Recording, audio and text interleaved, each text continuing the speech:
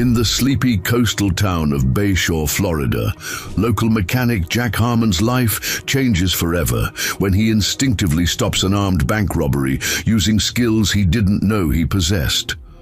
As news of his heroism spreads, Jack begins experiencing disturbing flashbacks, revealing his true identity as Lieutenant Commander Michael Reeves, an elite Navy SEAL presumed dead after a classified mission went wrong 5 years ago. Now, as Jack struggles to reconcile his peaceful present with his violent past, the international arms dealer who nearly died at Michael's hands discovers his survival and descends on Bayshore seeking revenge. With the lives of everyone he cares about threatened, including bank manager Sarah Williams and her young son, Jack must recover his forgotten training while protecting his new community from enemies made by a man he can barely remember being. Before we jump back in, tell us where you're tuning in from, and if this story touches you, make sure you're subscribed, because tomorrow I've saved something extra special for you. The morning sun glistens off the Gulf waters as Jack Harmon slides out from underneath a rusty pickup truck, wiping grease from his weathered hands. At 42, his face carries the lines of someone who's lived hard years, but his eyes still shine with a kindness that's made him a fixture in Bayshore. Gulf Coast Automotive isn't much, a small garage with peeling paint and outdated equipment, but it's been Jack's life for the past 5 years. Ray Martinez, the 70-year-old owner who rents Jack both the garage space and his apartment above Fisher's Supply and Tackle down the street, approaches with 2 cups of coffee. "You're up early again, Jack." Jack takes the coffee with a grateful nod. "Mrs. Peterson needs her car by noon, taking her grandson to the doctor in Miami." "You know she can't pay full price." Jack shrugs, sipping the coffee. "She brings me those key lime pies. I'm coming out ahead."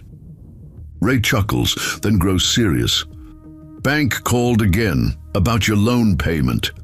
Jack's expression tightens. "I know. Got an appointment with them this afternoon. I told you I could help, and I appreciate it, Ray, but I've got to handle this myself." Jack slides back under the truck, conversation over. As Jack works, he occasionally winces, rubbing his temple. The headaches have been getting worse lately, along with the dreams, fragmented images of water, shouting, gunfire. A doctor once suggested they might be related to the head injury that had robbed him of his past. 5 years ago, Jack had washed up on a beach 50 miles south with no identification, no memory, and a wound that should have killed him. By midday, Jack has fixed Mrs. Peterson's car and helped 3 other customers. He's changing out of his work clothes when Carlos, his young assistant, enters. "I can close up if you want to head to the bank," Carlos offers. "Thanks. Wish me luck." Jack drives his old Jeep through town, passing Pelican's Diner where Diane waves. From the window, Bayshore is the kind of place where everyone knows everyone, where people look out for each other. It's why Jack stayed after he recovered, a place small enough to belong, where no one from his forgotten past would think to look. Bayshore Savings Bank sits on Harbor Street, a modest 2-story building with large windows. Jack parks and checks his appearance in the rearview mirror, tucking in his clean button-up shirt. Taking a deep breath, he enters. Inside, the bank is busy with afternoon customers. Jack approaches a teller who smiles in recognition. "Hi, Jack. Here for your appointment with Miss Williams?" "That's right, Patty. She's just finishing up. Have a seat and she'll be with you in a moment." Jack sits in the waiting area, watching the routine activity of the bank. An elderly woman counts cash carefully. A young mother corrals active twins. A security guard, Henry, an older Vietnam vet, gives Jack a nod of recognition. 3 men enter, seeming out of place in heavy jackets despite the Florida heat. Something about their movements sends a chill down Jack's spine. Before he can process why, one pulls out a shotgun. "Everyone down! Now!" Chaos erupts. Screams pierce the air as customers dive for cover. The tallest robber, clearly in charge, sweeps his handgun across the room. Nobody moves. Nobody gets hurt. This is a bank robbery. Jack feels something strange happen, like a switch flipping in his brain. The world seems to slow down. He notices details with unnatural clarity. The leader's finger placement on the trigger, the nervous twitch of the youngest robber, the position of every person in the room. The lead robber shoves Patty. "Open the vault, now!" Jack finds himself moving without conscious decision, sliding silently behind a counter. The security guard makes a move for his weapon, and the third robber swings toward him. "Don't even think about it, old man." Henry freezes, but now the gunman has spotted Jack. He swings his weapon around. "You, get back with the others." Jack raises his hand slowly, voice calm. "Take it easy. Everyone's cooperating." As he speaks, Jack's feet shift subtly into a balanced stance he doesn't recognize. The robber approaches, gun aimed at Jack's chest. "I said get back with the others now." "Sure, no problem." Jack takes a step forward, and in a fluid motion that surprises even himself, his hand snaps out, deflecting the gun while his other hand strikes the man's throat. The robber drops, gasping, as Jack disarms him in one smooth movement. The other robbers react, but Jack is already moving. He slides across a desk, using momentum to drive his foot into the second man's chest. The shotgun discharges into the ceiling as Jack twists it from the man's grasp and uses the stock to strike him unconscious. The leader fires, but Jack is no longer where he was. He moves with precision, foreign to the mechanic he knows himself to be, closing the distance before the robber can track him. 3 swift movements later, the leader is on the ground, arm broken, Jack holding the gun. The entire takedown has lasted less than 15 seconds. Silence fills the bank. Jack stands among the fallen robbers, breathing steady, holding a gun, with the practiced ease of a professional. Then confusion floods his face as he looks at his hands as if they belong to someone else. Henry recovers first, securing the robbers with his handcuffs and zip ties from his belt. "Jesus Christ, Jack, where did you learn to do that?" Jack shakes his head slowly. I don't know." A door opens and a woman emerges, Sarah Williams, the bank manager. Slim and professional in her early 40s, with chestnut hair pulled back, she stares at the scene in disbelief. "What happened?" Patty gestures at Jack with trembling hands. "He took them all down by himself, like some kind of... I don't even know." Sarah's eyes meet Jack's. There's fear there, but also something else. Recognition of something extraordinary. Before they can speak, police sirens wail outside. Within minutes, the bank fills with officers from Bayshore Police Department. Deputy Mike Connor, young and ambitious, takes statements while paramedics tend to the injured robbers. Jack sits on a bench, a shock blanket around his shoulders that he doesn't remember being given. The headache is blinding now. Fragments of memory flashing behind his eyes. Water, night, explosions, men in combat gear. Deputy Connor approaches. "So, Mr. Harmon, want to explain how a mechanic takes down 3 armed men without breaking a sweat?" Jack massages his temple. "I can't explain it, I just reacted." "Reacted? People with your kind of reactions don't usually fix cars for a living." Sarah Williams steps between them. "Deputy, Mr. Harmon saved lives today, including mine and my staff's. Maybe the interrogation can wait."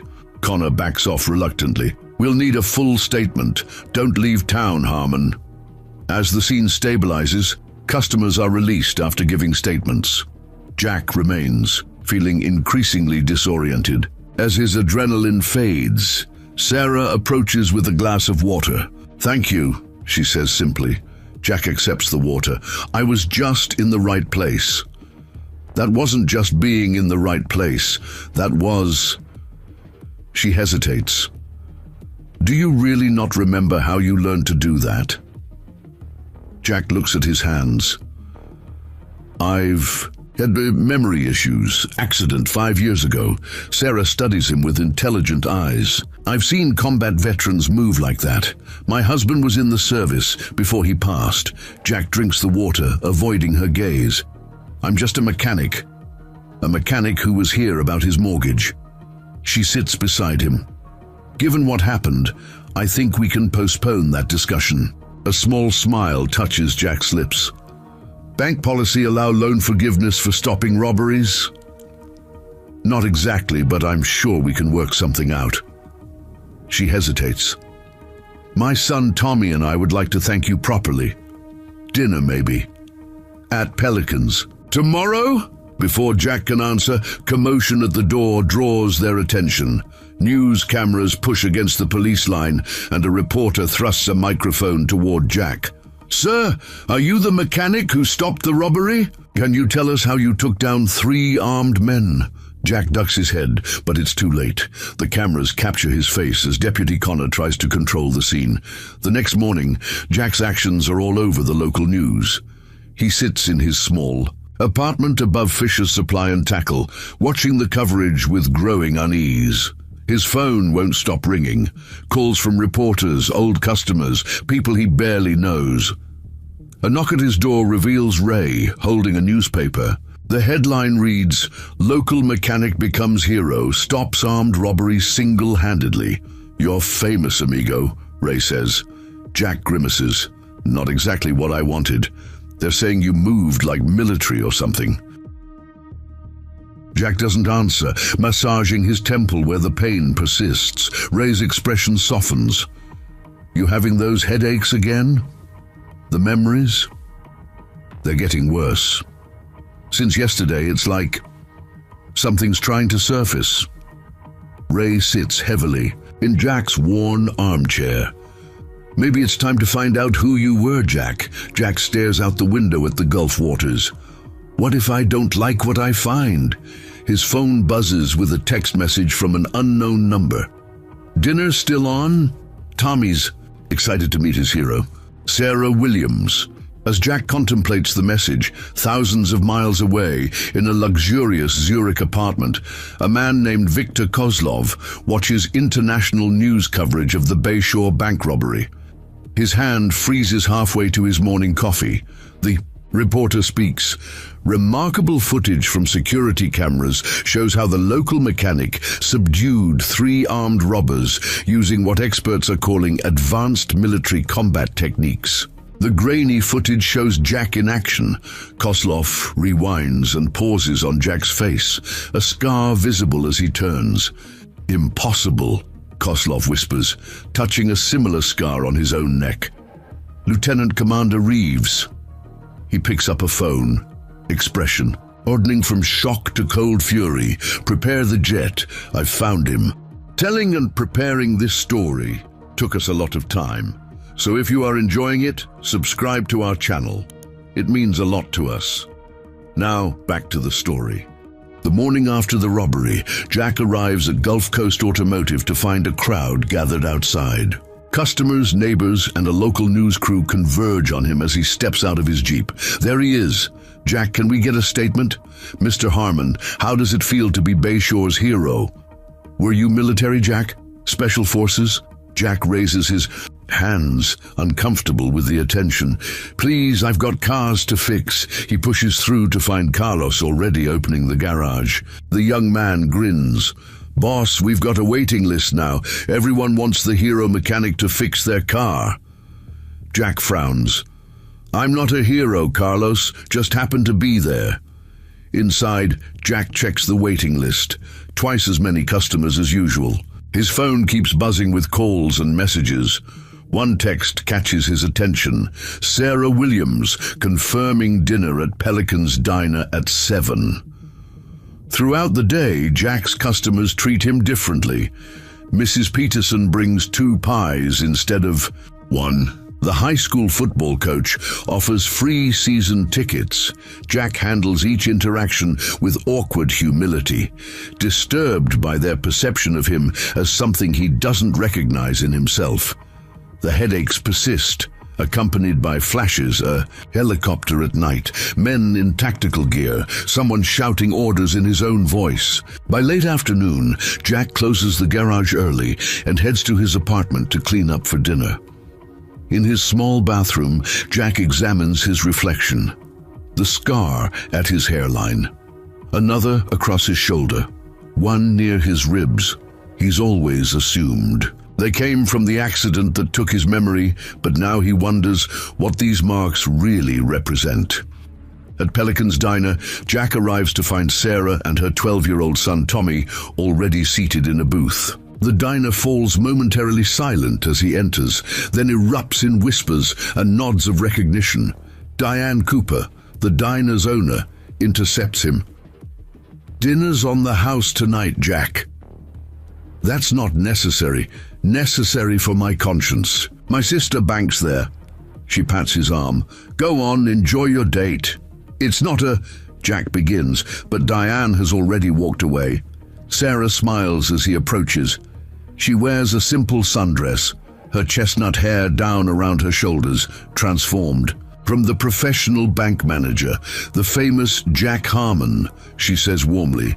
Jack slides into the booth. Not by choice. Tommy, a lanky boy with his mother's eyes and a splash of freckles, stares at Jack with undisguised admiration. "Mum showed me the security footage. You were like Jason Bourne." "Tommy," Sarah warns, "we talked about this." "It's okay," Jack says. "But honestly, Tommy, I don't know how I did what I did." Sarah studies Jack. "The amnesia you mentioned. How much of your past is missing?" Jack hesitates. He rarely discusses this. "Everything before 5 years ago. I washed up near Naples with a head injury. Doctors said the trauma caused dissociative amnesia. And nothing's ever come back. Fragments. Dreams sometimes. Nothing concrete until—" Jack pauses. "Until the robbery?" Their conversation is interrupted as Deputy Connor enters the diner. His eyes land on Jack, and he approaches their table with deliberate slowness. "Evening, Ms. Williams, Tommy." He nods at Jack. "Harmon, enjoying your celebrity?" "Just having dinner, Deputy," Jack replies evenly. "Interesting thing. I've been looking into your background. Not much to find before 5 years ago." Sarah straightens. "Is Jack under investigation?" "Just routine follow-up." Connor's eyes remain on Jack. "The FBI's interested in the robbery. Agent Morrison's coming tomorrow from Miami." Jack maintains a neutral expression. "I've given my statement. They'll want more." Connor leans closer. "People don't just know how to disarm gunmen and break bones in exactly the right places without training. Military records are public.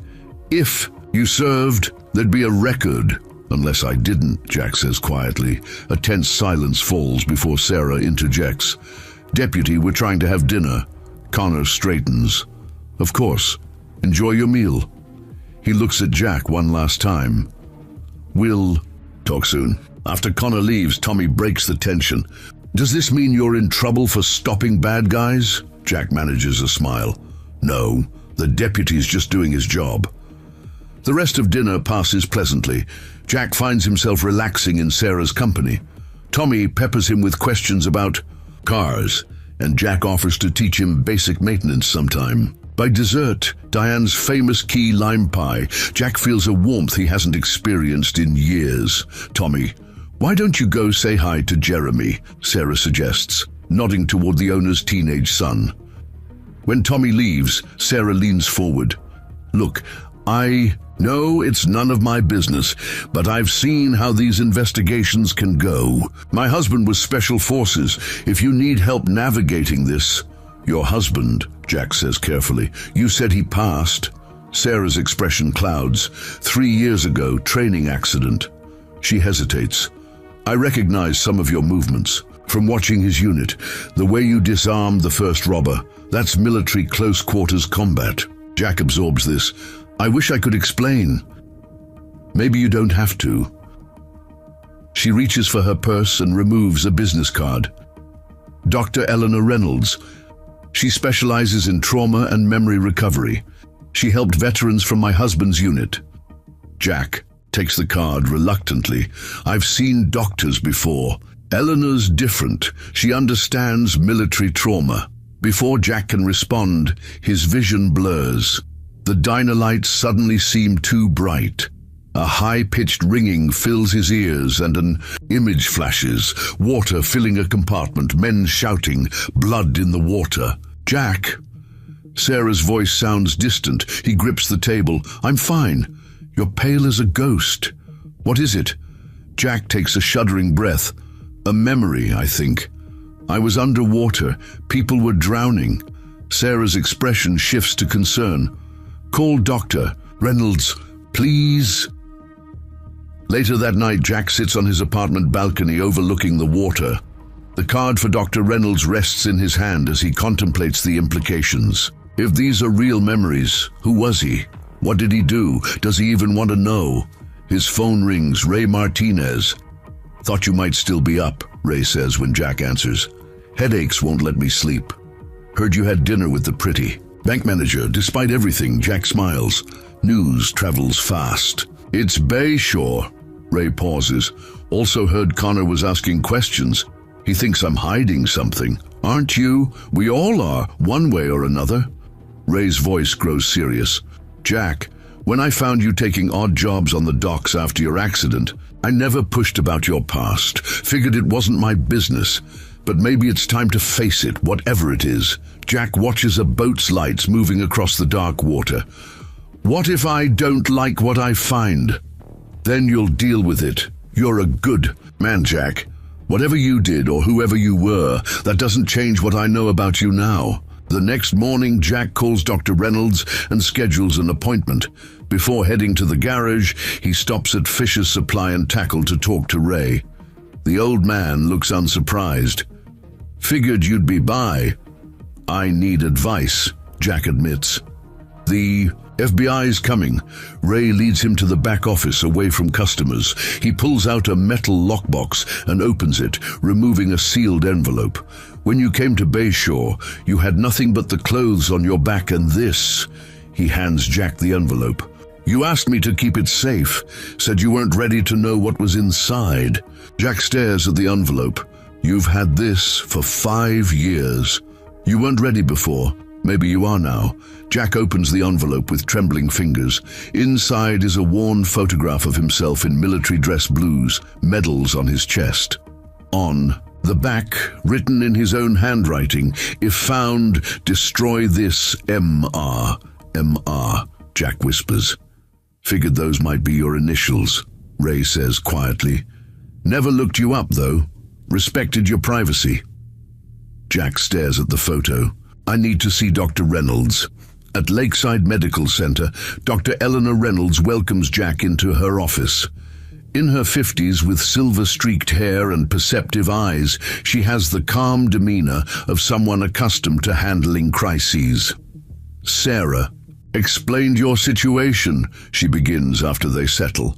The memory loss, the recent incident, the headaches. They're getting worse since the robbery. Dr. Reynolds nods. Traumatic events can sometimes trigger recall in cases like yours. The mind protects itself by burying painful memories, but given the right catalyst, they can resurface. Jack shows her the photograph. I think my initials are MR.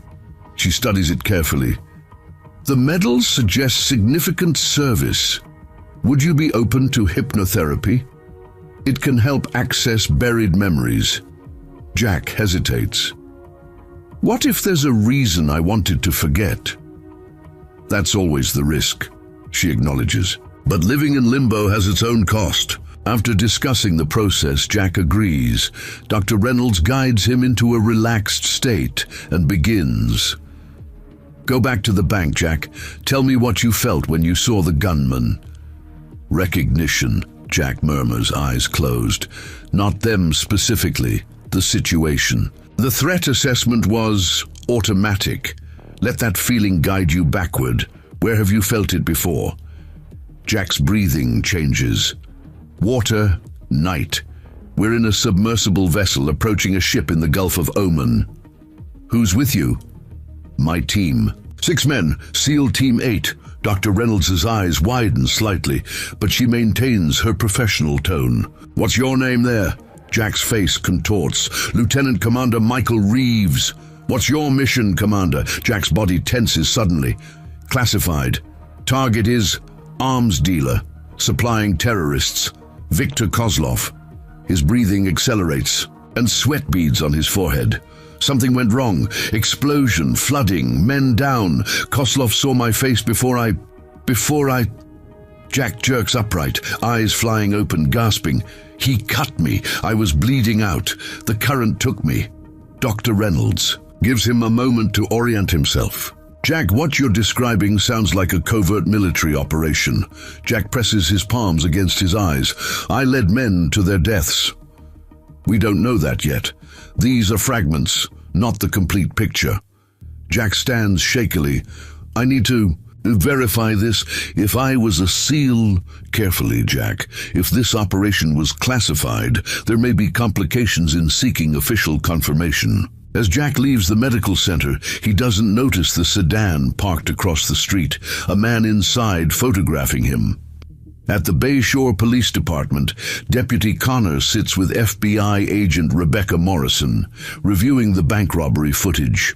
His technique is military, Morrison observes, advanced close-quarters combat, but no military record exists for any Jack Harmon matching his age and description, Connor says. That you could access, Morrison corrects. Has he attempted to contact any military or government organizations since the incident? Not that we've observed. Morrison frowns at the screen. Something about his face. Can you enhance this frame? The technician zooms in on Jack's profile as he takes down the second robber.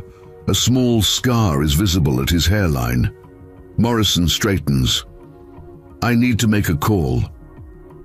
At Gulf Coast Automotive, Carlos handles customers, while Jack retreats to the office, searching Lieutenant Commander Michael Reeves online. He finds nothing except a brief mention in a 5-year-old news article about a naval training accident with multiple casualties in the Middle East. No details, no photos. His phone rings. Sarah. Jack, are you all right? How was Dr. Reynolds? She helped, Jack says carefully. Some memories came back. That's good, isn't it? Jack isn't sure how to answer. Sarah, I think I might have been military, Navy. A pause. Special operations, maybe. I need time to process this. Tommy won't stop talking about you, Sarah says, changing the subject. He wants to know when you'll teach him about cars. Despite everything, Jack smiles. Soon, I promise.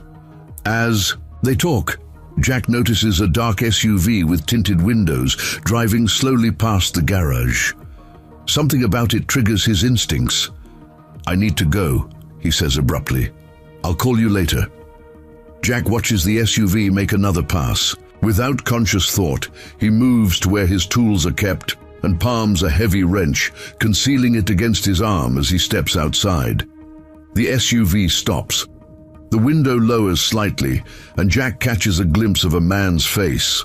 Slavic features, cold eyes evaluating him. Then the window raises, and the vehicle drives away. Jack stands frozen, the wrench in his hand as another memory surfaces. The same face, younger, illuminated by emergency lights on a ship deck. A voice with a Russian accent. I will find you. Commander? In his apartment that evening, Jack pulls out a small notebook and begins writing everything he remembers. Names, locations, fragments of the mission. When his phone rings, he answers without checking the caller. Mr. Harmon, this is Agent Morrison, FBI. I'd like to meet tomorrow regarding the bank robbery. Of course, Jack says cautiously. There's something else, Morrison adds.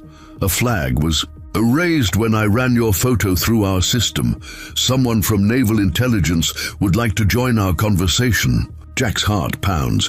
Why would Naval Intelligence be interested in a bank robbery? That's what we'd all like to find out. Shall we say 9 tomorrow morning at the police station? After hanging up, Jack calls Ray. I need a favor. Something. Doesn't feel right. Name it, Ray says without hesitation. If I don't contact you by noon tomorrow, call this number. Jack gives him Dr. Reynolds' contact information. Tell her everything. You in danger, son? Jack stares out at the darkening water. I don't know yet. Meanwhile, at Miami International Airport, a private jet lands. Viktor Kozlov descends the stairs, followed by 4 men with military bearing disguised as business associates. He breathes. In the humid Florida air, his hand absently touching the scar on his neck. 5 years, he murmurs.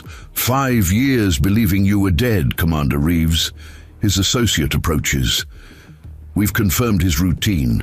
He lives alone above a tackle shop, works at the garage. Seems to be developing a relationship with the bank manager and her son. Kozlov's lips curl into a cold smile. How convenient. He's built himself a life, grown attached to people. He checks his watch. Let's get settled. Tomorrow we'll pay. A visit to the man who destroyed mine. Dawn breaks over Bayshore as Jack stands on his balcony, watching fishing boats head out for the day. He hasn't slept, his mind cycling through fragments of recovered memories and questions about his identity. The photograph Ray returned to him sits on the table beside a cup of cold coffee. In the 5 years since washing up near Naples, Jack has built a simple life defined by honest work and quiet routines. Now that life balances on a knife's edge. By 9 o'clock, the Naval Intelligence Officer meeting with the FBI might confirm whether Jack Harmon was once Lieutenant Commander Michael Reeves. Jack dresses carefully in clean jeans and a button-down shirt. He tucks the photograph into his pocket and drives to the Bayshore Police Department. The station is busier than usual, with officers handling the aftermath of the bank robbery. Deputy Connor waits at the entrance. They're in the conference room, Connor says, studying Jack's face. You look like a man about to face a firing squad. Maybe I am. The deputy's expression softens slightly. For what it's worth, Harmon, whatever. They find out about you. This town knows who you are now. Inside the conference room, Agent Morrison stands beside a man in a naval uniform with commander's insignia. They turn as Jack enters. Mr. Harmon, Morrison begins. This is Commander Wilson from Naval Intelligence. The naval officer extends his hand. Or should I say, Lieutenant Commander Reeves. Jack shakes the hand automatically. You recognize me. Not personally, but your photograph matches our records. Commander Wilson places a folder on the table. You've been officially listed as missing, presumed dead, for 5 years. Your survival is unexpected. Jack sits heavily. I remember fragments, a mission, a ship, an arms dealer named Kozlov. Wilson's expression reveals nothing. That operation remains classified, but given the circumstances, I'm authorized to provide limited information. He slides a document across the table. First, we need your fingerprints to confirm identity. After Jack's fingerprints are taken, Commander Wilson opens the folder. Lieutenant Commander Michael James Reeves, Naval Academy graduate, served with distinction before selection for SEAL training, deployed with SEAL Team 8 on multiple operations. 5 years ago, you led a mission targeting an illegal arms shipment in the Gulf of Oman. The operation failed catastrophically. Your team's submersible craft was compromised. All team members were presumed lost. Jack processes this information. The men with me? Wilson's expression tightens. Chief Petty Officer Marcus Taylor, Petty Officers Kyle Peterson, Brian Miller, and Alex Robinson. All KIA. The names trigger. Flashes, faces, voices, inside jokes shared during tense moments. I was their commanding officer, Jack says quietly. I led them to their deaths. The mission was high risk from the beginning, Wilson clarifies. The situation deteriorated due to unexpected circumstances, not leadership failure. What happened? The official report indicates your team's position was compromised before reaching the target vessel. The craft was attacked, resulting in catastrophic hull breach. Jack rubs his temple as another memory surfaces. There was a mole. Someone leaked our approach vector. Wilson's eyebrows raise. That was suspected but never confirmed. You remember this? Pieces. We were halfway to the target when explosives detonated beneath us. Not depth charges, Charges placed precisely where we would pass. Jack's breathing quickens. We were ambushed. I got topside with 2 injured men. Kozlov was waiting. Viktor Kozlov, Agent Morrison interjects, Russian arms dealer on Interpol's most wanted list. He knew my name, Jack continues, lost in the memory. He said I'd taken everything from him in Sevastopol the year before. He wanted me to know who killed me. Jack touches the scar at his hairline. He cut me. I fell overboard. After that, to nothing until I washed up on a beach. Commander Wilson makes notes. Traumatic brain injury combined with near drowning could explain the amnesia. As for Sevastopol, your team did intercept a weapons shipment there 14 months prior to the Gulf operation. Kozlov's brother was among those captured. Jack absorbs this information. So Kozlov had a personal vendetta. It appears so. After your presumed death, Kozlov's operation suffered significant disruption. Multiple international agencies targeted his network. He's been operating at reduced capacity, largely from Eastern Europe. Agent Morrison leans forward. Which brings us to the present concern. If Kozlov discovers you're alive, he already knows, Jack interrupts. I saw his men yesterday. The room falls silent. You're certain? Commander Wilson asks. A dark SUV with foreign occupants. One matched Kozlov's appearance from my recovered memories. Morrison immediately stands. We need to arrange protective custody. Jack shakes his head. No. If Kozlov's here for me, he'll go through anyone in his way. I won't put federal agents at risk. With all due respect, Lieutenant Commander. Wilson begins. I'm not Lieutenant Commander Reeves anymore, Jack counters.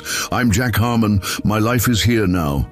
Your military status remains active, Wilson explains. You were never discharged. Technically, you're still a Navy SEAL on the missing list. The implications hit Jack. My pension, survivor benefits were paid to your listed next of kin. Sandra Reeves, your ex-wife. Another piece clicks into place. We were divorced before the mission. Wilson nods. About a year prior. Jack turns to Agent Morrison. If Kozlov is here, he won't just target me. He'll go after people I care about, leverage to draw me out. This town, these people need protection.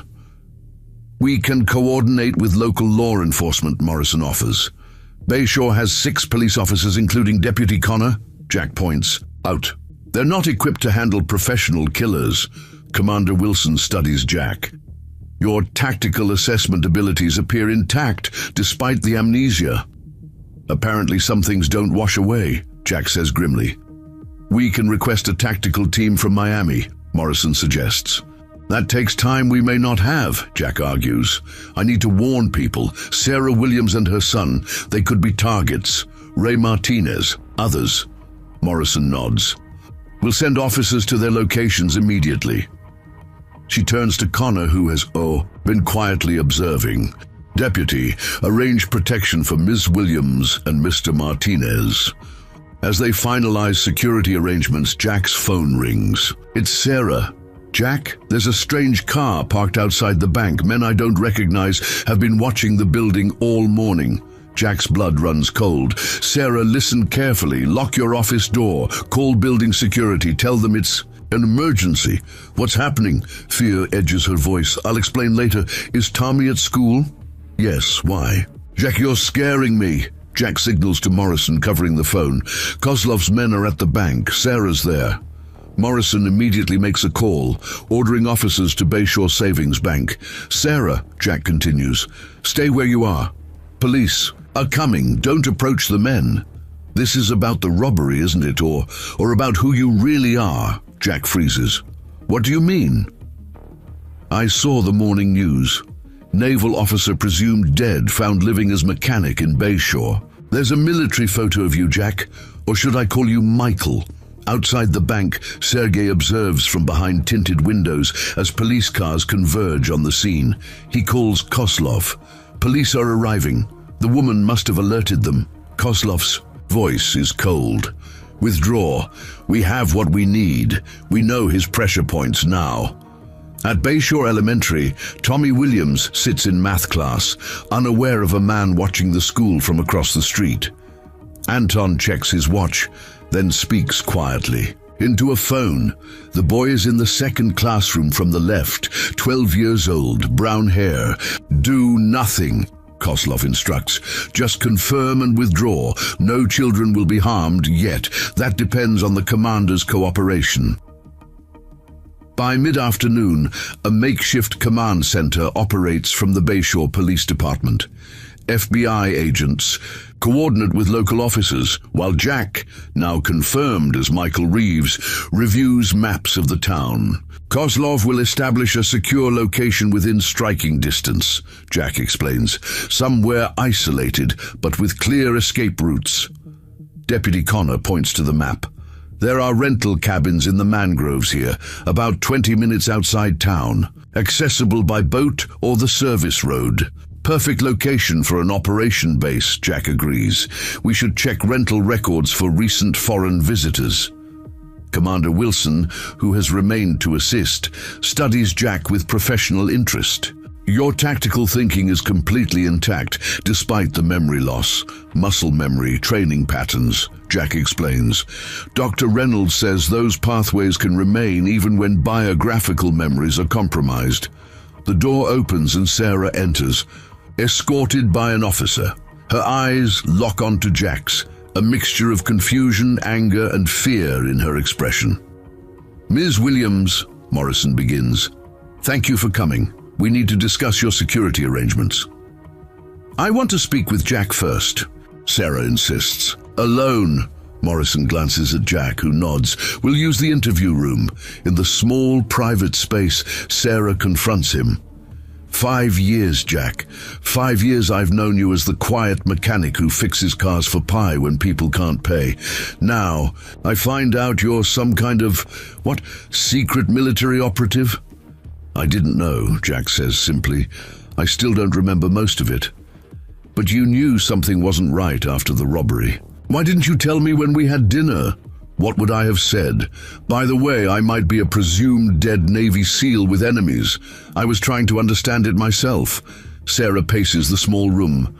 Tommy idolizes you now. Do you understand what this means for him, for us? It means you're in danger because of me, Jack acknowledges. I'm sorry, Sarah, I never wanted this. Her anger deflates slightly. What happens now? You and Tommy need to leave town until this is resolved. The FBI can arrange protection. Leave? Sarah stops pacing. This is our home, Jack. Tommy's school, my job. Everything we have is here. It's temporary. Please, Sarah, Kozlov doesn't care who he hurts to get to me. And what about you? Will you disappear back into that world, become Michael Reeves again? Jack hesitates, the question striking at his core dilemma. I don't know who I am anymore, but I know I won't let anyone hurt you or Tommy. Sarah studies him, seeing past his confusion to the determination beneath. The man I know wouldn't run from a fight, especially not when others are threatened. The man you know fixes cars, Jack reminds her. He doesn't kill people. Maybe not, Sarah says quietly, but he stands up for what's right. That hasn't changed, has it? Before Jack can answer, Deputy Connor knocks urgently. We've got something, rental records for those mangrove cabins. 5 men, Eastern European passports, checked in 2 days ago, paid cash for a week. Back in the command center, Morrison outlines their options. We can mobilize a tactical team from Miami, but they're at least 2 hours out. Local SWAT from Naples is tied up with another situation. We don't have hours, Jack argues. Kozlov's already making moves. He's establishing pattern recognition on potential targets, the bank, the school. What do you suggest, Commander Wilson asks. Jack studies the map. I need to draw them away from populated areas. If I approach the cabin directly, absolutely not, Morrison interrupts. You're a civilian now, Mr. Harmon. Actually, Wilson corrects, he's technically still Lieutenant Commander Reeves, and I can reinstate his operational status under emergency protocols. That's a convenient loophole, Connor observes dryly. It's also our best option, Jack insists. I know Kozlov. He wants me to suffer before he kills me. That means he's planning to hurt people I care about first. You can't take on 5 trained operatives alone, Morrison argues. I won't be alone, Jack counters. I'll have tactical support from your agents, positioned at a safe distance. As they debate strategy, Ray Martinez arrives, having been brought in for protection. Jack, he calls from the doorway. Got a minute? In the hallway, Ray pulls Jack aside. I've been holding something else for you. Wasn't sure if I should bring it, but he hands Jack a small key. Storage unit at the marina. You rented it when you first came to town, paid 5 years in advance. Jack stares at the key. What's in it? Never looked. Not my business, but whatever it is, you thought it was worth keeping. At the Bayshore Marina, Jack unlocks a small storage unit as Agent Morrison and Deputy Connor watch. Inside sits a weatherproof case with a combination lock. The numbers would be significant to Michael Reeves, Jack murmurs, trying to access memories. He tries several combinations before his fingers automatically input a 6-digit sequence. His father's birthday. He somehow knows. The lock clicks open. Inside lies a sealed waterproof bag containing a passport in the name Michael Reeves, several $1,000s in various currencies, a satellite phone, and a sealed envelope.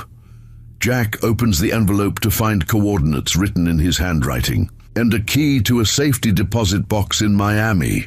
You prepared a go bag, Morrison observes, standard procedure for certain operations. Insurance in case the mission failed, Jack agrees, memories surfacing. These coordinates, I think they're for a weapons cache. Commander Wilson, having joined them, nods. SOPs for deep cover operations include establishing emergency resources. Your mission was classified enough to warrant such precautions. Jack pockets the phone and money. I need to get to these coordinates. I'll accompany you, Morrison insists. As dusk approaches, Jack leads a small team including Morrison and Connor to a location in the Everglades. Using the GPS coordinates, they locate a waterproof container buried beneath a marked cypress tree. Inside, Jack finds a disassembled handgun, ammunition, and communication equipment. Muscle memory isn't failing me, Jack observes as his hands automatically assemble the weapon without conscious thought. Like riding a bike, Connor remarks, watching with fascination. Back at the command center, Jack outlines his plan. I'll approach by water tonight. The mangroves provide cover. Morrison's team can establish a perimeter while I make contact. Make contact. Sarah, who has refused evacuation, looks alarmed. You mean surrender yourself? I mean assess the situation. Jack clarifies. Kozlov wants to punish me before killing me. That gives us room to maneuver. It's too risky, Sarah argues. The alternative is waiting for him to target you or Tommy or someone else in town. Jack responds, his voice gentle, but firm. I won't let that happen. As night falls, final preparations are made. Tommy has been moved to a secure location with FBI protection. Sarah reluctantly agrees to join him after extracting a promise from Jack. Come back, she whispers as they part. Whatever you were before, whoever you are now, just come back. Jack touches her cheek. I will. Alone with Ray before departing, Jack confronts his fear. What if I become him again? What if Michael Reeves takes over and Jack Harmon disappears? Ray clasps his shoulder. Son, they're both you. The skills, the courage, those didn't come from nowhere, but the kindness, the integrity. That's not just Jack Harmon. That was inside. You all along. As Jack loads gear into a small boat at the marina, Deputy Connor approaches. I'm coming with you, Connor states flatly. It's not your fight, Deputy. It's in my jurisdiction. Besides, you'll need someone who knows those mangroves. Jack studies the younger man. You could get killed. So could you. Difference is, this is my job. Jack nods, accepting the alliance.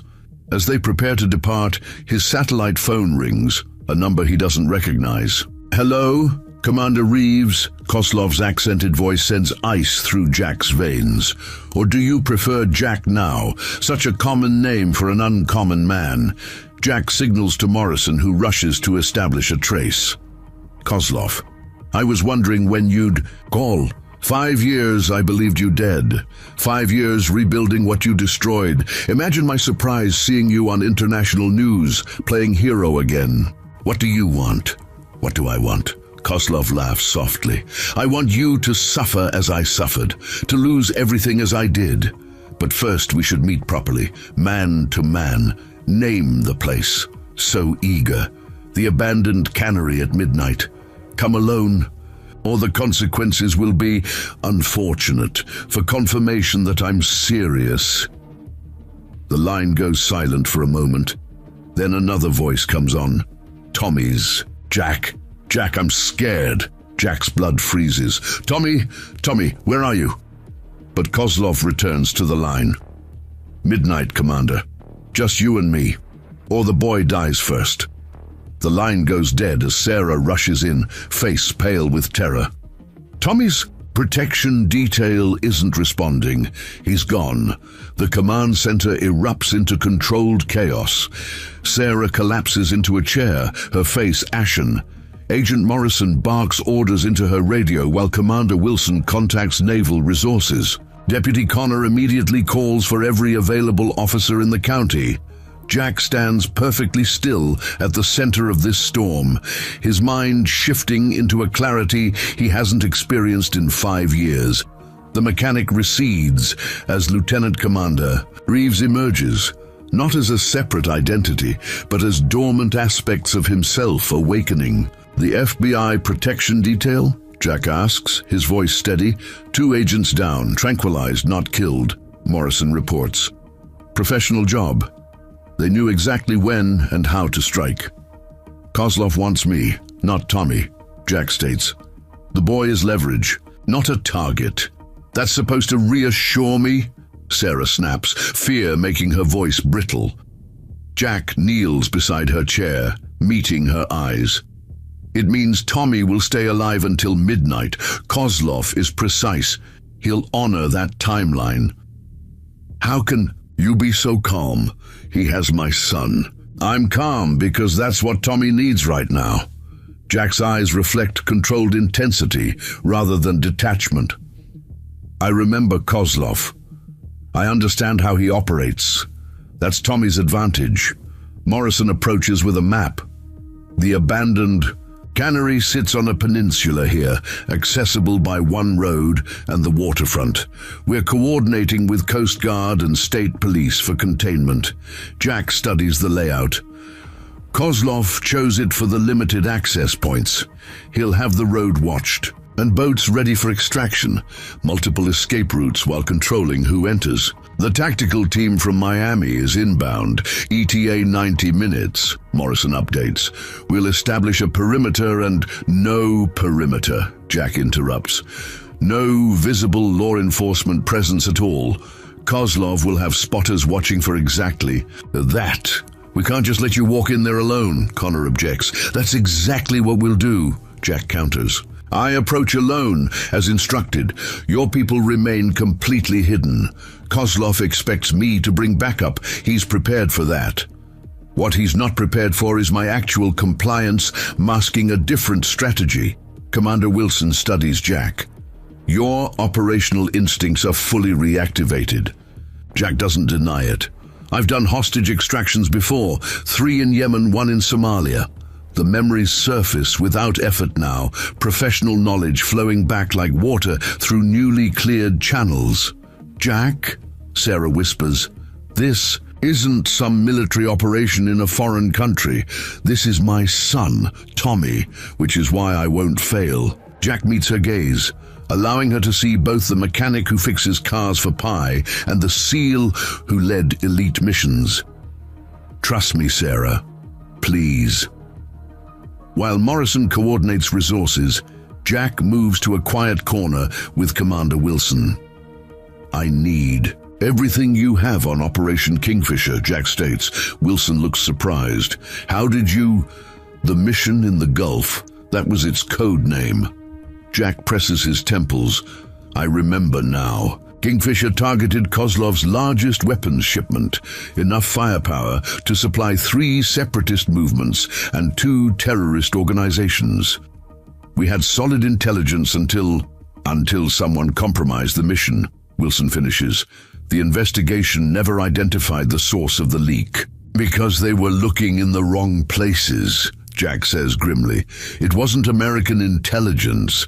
It was someone inside Kozlov's organization sacrificing the shipment to eliminate me and my team. What makes you so certain? The precision of the ambush. The explosives were placed exactly where our submersible would pass. That required knowing not just our approach, but the exact route, information only the mission team had. So someone in Kozlov's organization had higher priorities than protecting that shipment, Wilson concludes. Someone who knew about Sevastopol, about what my team did to Kozlov's brother. Jack's eyes narrow. I need to know who survived from Kozlov's inner circle after Kingfisher failed. Wilson makes a call requesting the information. Meanwhile, Jack approaches Ray, who sits quietly in the corner, watching the activity. I need another favor, Jack says. Name it. You know everyone in town who operates boats. I need someone who can navigate the mangroves silently at night. Ray nods. Miguel Torres, Carlos's uncle, runs fishing charters, knows every inch of these waters. Former Cuban Navy. Get him. And I need someone who knows the old cannery inside. Out. That'd be Walter Hoffman. Worked there 30 years before it shut down. Knows every corner, vent and hiding place. Perfect. Bring them here, but quietly. No uniforms, no official vehicles. Jack next seeks out Dr. Reynolds, who has arrived. To provide support. The memories are flooding back, he tells her. Combat training, operational details, tactical assessments. But it's not displacing Jack Harmon, it's integrating. Is that normal? There's no normal for your situation, she replies. But it's healthy. You're not becoming someone else, you're becoming whole. Jack Harmon isn't going away. Jack Harmon is who you chose to become during your recovery. Those qualities, the compassion, the humility, the connectedness to community, they're authentic parts of you. The skills and tactical thinking of Michael Reeves are equally authentic. Jack absorbs this. I need to be both to save Tommy. As preparations continue, Sarah approaches Jack. Her initial shock has hardened into resolve. I want to help, she insists. He's my son. The best thing you can do is provide information about Tommy, Jack tells her. His habits, how he might respond under stress, anything that might help me predict his actions. Sarah nods, shifting into practical mode. He's smart, observant, he'll leave clues if he can. When he's scared, he recites baseball statistics. It calms him. That's good. Anything else? He has asthma, mild, but stress can trigger it. He should have his inhaler in his pocket. This critical information makes Jack reassess the timeline. If he has an attack without his medication, it could become serious within an hour. Jack immediately finds Morrison. We need to move up our timetable. Tommy has a medical condition. By 10:30 p.m., Jack has assembled his team. Miguel Torres, a weathered fisherman in his 60s. Walter Hoffman, a former cannery foreman now in his 70s. Deputy Connor, and 2 FBI agents with special operations. Backgrounds. They gather around detailed cannery blueprints that Walter has annotated. The main processing floor has 3 levels, Walter explains, pointing to the schematic. Catwalks cross the upper area, perfect for lookouts. The office section has 2 floors, with the manager's office giving clear sight lines across the main floor. That's where I'd hold a hostage. And where I'd expect Commander Reeves to look, Jack notes. Kozlov knows military tactics. He'll anticipate. My approach: Miguel indicates water access points. The loading dock has a covered approach. Current will be shifting at 11:15, creating eddy patterns perfect for a silent approach in a shallow draft boat. Jack absorbs every detail, formulating and discarding strategies until one crystallizes. We go with two approaches. I enter through the main entrance exactly as Kozlov expects, drawing attention. Meanwhile, Miguel takes Connor and one agent through the water access. What about thermal imaging, Morrison asks. Kozlov will have modern surveillance. Walter?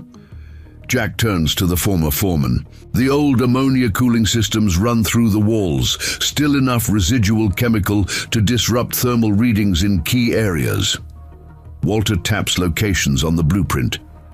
These sections will read cold, even with people present. As they finalize the plan, Commander Wilson returns with the requested intelligence. After Operation Kingfisher, most of Kozlov's organization was rounded up by international authorities. 2 key lieutenants escaped, his head of security, Dmitry Baranov, former Spetsnaz, and his financial manager, Anton Petrov. Jack closes his eyes, accessing a memory. Baranov, short, compact scar across his left eyebrow. He was on the deck that night. He's the one who planted the explosives on our projected route. He's confirmed to be with Kozlov now, Wilson adds. Facial recognition from Marina security footage matched him yesterday. At 11:00 p.m., Jack prepares for departure. He wears dark clothing with a bulletproof vest underneath, provided by Morrison. His weapon is secured in a concealed holster. Sarah approaches as he checks his equipment one final time. I keep thinking about when we met at the bank, she says quietly. You were worried about your mortgage payment. That seems so small now. It wasn't small to me, Jack replies. That garage is my life, the life I built.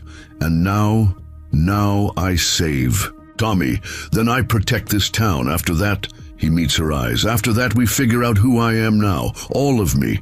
Sarah touches his face gently. Be careful. Jack nods, then moves to address the team one last time. Kozlov expects me at midnight. We use that expectation. Miguel's team goes in at 11:40 through the water access. I approach at 11:55, exactly as Kozlov anticipates. Primary objective is Tommy's extraction. Secondary is Kozlov's apprehension. Questions? There are none. Each person understands their role. Tommy is what matters, Jack emphasizes. Everything else is secondary. The cannery looms against the night sky, a hulking shadow of rusted metal and broken windows. Jack approaches on foot down the single-access road, deliberately visible. His earpiece carries the whispered updates from Miguel's team, already in position after a silent approach through the mangroves. East entrance secured. No sentries. Jack checks his watch. 11:53. Right on schedule. The main entrance stands open. A gaping mouth in the dilapidated structure. Light flickers from within. Generator power. Jack stops just outside, knowing he's visible to anyone watching. Kozlov! I'm here as agreed, a voice echoes from within. Commander Reeves, how punctual. Military habits die hard, it seems. Enter slowly, hands visible. Jack complies, stepping into the cavernous main floor. Catwalks crisscross above. Rusty machinery creates a maze of shadows. At the far end, on the elevated foreman's platform, stands Viktor Kozlov, older than in Jack's memories, but with the same cold eyes. Beside him, Dmitry Baranov holds Tommy, a hand clamped over the boy's mouth. That's far enough, Kozlov calls. You understand? I must be cautious. Remove your weapon and slide it away. Jack slowly draws his handgun and places it on the floor, kicking it aside. Let the boy go. He has nothing to do with this. On the contrary, he has everything to do with this moment. Kozlov steps forward into better light. The scar on his neck, Jack's handiwork from their last encounter, stands out starkly. You took my brother. You destroyed my operation. You nearly killed me. Justice demands symmetry, doesn't it? Jack takes another step forward. Tommy has asthma. He needs his medication. How touching. The deadly seal worries about a child's breathing. Kozlov studies Jack. You know what fascinates me? That you built a life here.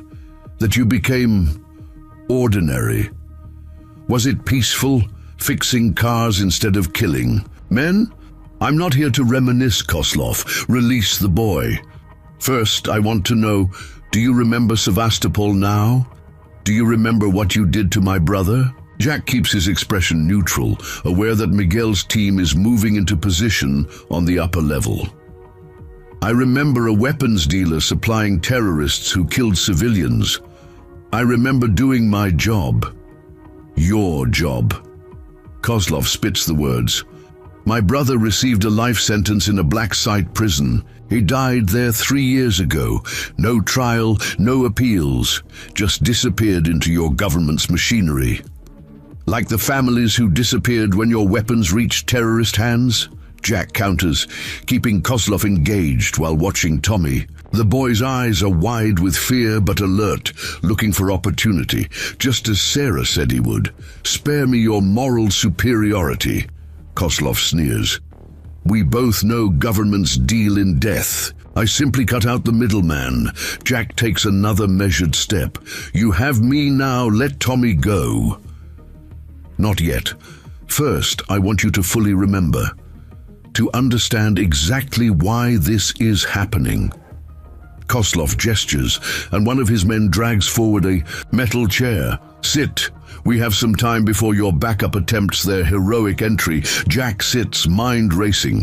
Kozlov knows about the backup, likely has countermeasures in place. An unexpected complication. Your FBI friends are so predictable, Kozlov continues, setting up positions around my location thinking I wouldn't notice. He holds up a tablet showing thermal imagery of the surrounding area. Modern technology is remarkable. Jack remains calm. If you know they're there, you know your chances of leaving here are slim. Perhaps, but I've waited 5 years for this moment. Kozlov approaches, studying Jack's face. Does it all come back to you now, Commander? The missions, the kills, the man you were, parts of it. Then you remember the explosion on your submersible, the water rushing in, your men dying as you fought to reach the surface. The memory flashes vividly, water filling the compartment. Desperate struggles in the darkness, the weight of a wounded teammate as Jack dragged him upward. I remember, Jack acknowledges. Good, I want you to remember everything while you watch what happens next. Kozlov nods to Baranov, who forces Tommy forward. Jack tenses, preparing to move, despite the guards training weapons on him. Above, he catches a glimpse of movement, Miguel's team in position. I won't beg, Kozlov, and I won't give you the satisfaction of watching me suffer. But know this, if you harm that boy, there's nowhere on earth you can hide. Something in Jack's voice, the absolute conviction behind the words, makes Kozlov pause. You've changed, Commander. The Michael Reeves I researched was cold, calculating. You seem to genuinely care about this child. I do. Kozlov studies him with academic interest. How curious. The amnesiac developed a conscience. He turns to Baranov. Perhaps we should test how deep this transformation goes. Jack watches Tommy closely, noticing the boy's hand slowly moving toward his pocket, reaching for his inhaler or attempting to create a distraction. Either way, Jack prepares to capitalize on any diversion. You know what puzzles me most, Kozlov? That you risked everything for revenge. Your organization was rebuilding. You were operating under the radar. Now you've exposed yourself. Some things transcend business considerations, Commander. Like family, Jack agrees, his eyes briefly meeting Tommy's. I understand that now. Tommy suddenly begins coughing violently, doubling over in what appears to be the beginning of an asthma attack. Baranov loosens his grip, momentarily distracted. Jack gives the prearranged signal. Tapping his watch twice, the lights cut out instantly. Walter, who still knew the location of the main breaker, has thrown the cannery into darkness. In the same moment, Jack launches from his chair, covering the distance to the platform with astonishing speed. Gunfire erupts from multiple directions.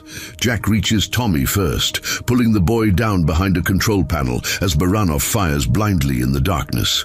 From above, Miguel's team engages Kozlov's men, creating a chaotic crossfire. "Stay down," Jack instructs Tommy, shielding the boy with his body. "When I say move, you run for that doorway, understand?" Tommy nods, remarkably composed despite his fear. "You're really a SEAL. We'll talk about that later. Ready? Move." Jack provides covering fire with a weapon taken from one of Kozlov's fallen men as Tommy sprints for the exit. Deputy Connor appears at the doorway, grabbing Tommy and pulling him to safety. With the boy secure, Jack turns his attention to Kozlov, who has used the chaos to retreat toward the water exit. Jack follows, moving with fluid efficiency through the darkness. His night vision, honed by years of operations, gives him a crucial advantage. Outside on the loading dock, Kozlov and Baranov prepare to board a waiting boat. Jack emerges silently. Behind them, it's over Kozlov. Both men spin, weapons raised. Jack dives sideways as they fire, coming up with perfect aim. His shot catches Baranov in the shoulder, spinning him into the water. Kozlov empties his magazine toward Jack's position, bullets splintering the wooden dock. In the lull as Kozlov reloads, Jack closes the distance. The two men collide in brutal hand-to-hand combat. Kozlov fights with the desperate fury of a man, with nothing to lose, landing several punishing blows. But Jack moves with the fluid precision of his SEAL training, now fully accessible to him. Each strike is economical, targeted to vulnerable points. Despite 5 years away from combat, his body remembers. "You should have stayed dead, Reeves," Kozlov gasps, blood streaming from his nose. "That man did die," Jack responds, deflecting another attack. "I'm someone else now." With a decisive combination of strikes, Jack subdues Kozlov, forcing him to his knees as law enforcement converges on the scene. Agent Morrison approaches with handcuffs. "Victor Kozlov, you're under arrest for kidnapping, attempted murder, and about a dozen international warrants." As Kozlov is secured, Jack moves immediately to where paramedics attend to Tommy. The boy sits wrapped in a shock blanket, inhaler in hand, looking remarkably resilient. "You okay, buddy?" Jack asks, kneeling beside him. "That was scary," Tommy admits, "but also kind of awesome. You moved like in the movies." Despite everything, Jack smiles. "Don't tell your mom I let you watch that part." "Mom!" Tommy's eyes widen. "Is she okay?" "She's fine, worried about you." Jack checks his watch. "Let's get you to her." As they walk toward the waiting vehicles, Tommy looks up at Jack. "So, you're not really just a mechanic?" Jack considers this. "I am a mechanic. That's real. I'm also other things, like a superhero with a secret identity." "Not exactly, more like someone who forgot who he was for a while." "But you remember now?" Jack nods slowly. "I'm starting to." Sarah runs toward them as they approach the command center, gathering Tommy in a fierce embrace. Her eyes meet Jack's. Over her son's head, gratitude mixed with uncertainty about what comes next, Commander Wilson approaches as medical personnel check Jack for injuries. "Lieutenant Commander, that was textbook extraction under adverse conditions." "Tommy made it easy," Jack deflects. "Kid's got good instincts." "Naval intelligence will want a complete debriefing on Operation Kingfisher now that your memory has returned." Jack nods. "I understand, after we ensure Kozlov's people are all accounted for." As dawn breaks over Bayshore, the immediate crisis has passed. Kozlov and his surviving men are in custody. Tommy, after medical examination, has been cleared to go home with Sarah. The FBI maintains a protective presence, but the threat level has significantly diminished. Jack stands at the Bayshore waterfront, watching the sunrise. Ray joins him, offering coffee. Town's talking about nothing else. Ray comments. Local mechanic turns out to be Hero Seal, saves boy from international arms dealer. You'll never pay for a cup of coffee in Bayshore again. Jack smiles faintly. Probably not. Great for business. Who wants their car fixed by someone with my history? You'd be surprised, Ray counters. People trust you more now, not less. Even knowing what I was, what I did, especially knowing that. Because when it mattered, when Tommy needed saving, you used those skills for something good. Ray sips his coffee. Besides, you're still the same guy who fixes Mrs. Peterson's car for pie. Jack considers this. I'm not sure what happens next. The Navy has questions. There's debriefings, assessments. Will you go back to that life? Jack watches a fishing boat heading out for the morning catch. I don't think so. That chapter closed 5 years ago, even if I didn't remember writing it. So you'll stay, be our local hero mechanic? If the town will have me. Ray clasps his shoulder. Son, you've always had a place here. Now you just have a more interesting backstory. As they talk, Sarah approaches, having left Tommy resting at a home under protection. How is he? Jack asks immediately. Exhausted but amazingly resilient.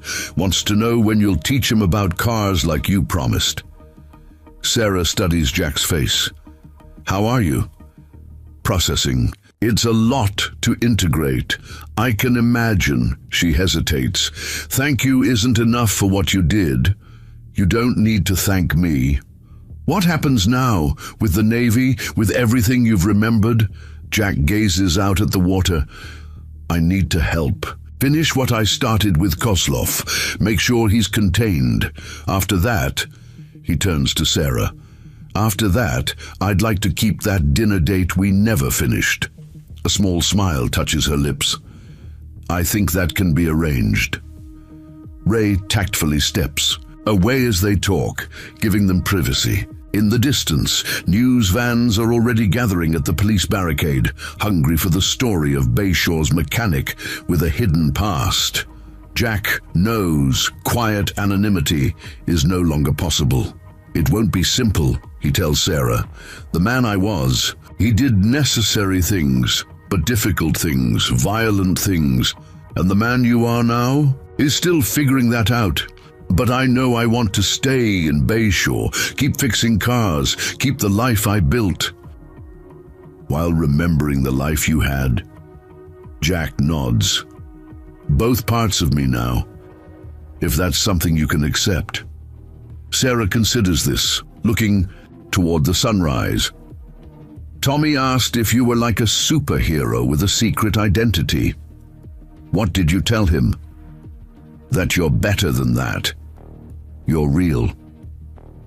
As they stand together watching the dawn, Jack feels the disparate parts of himself, the mechanic and the SEAL, Jack Harmon and Michael Reeves, beginning to form a whole. The past has caught up to him, but the future remains unwritten. Agent Morrison approaches, breaking the moment. I hate to interrupt, but we have a situation. Kozlov is talking, offering information in exchange for considerations.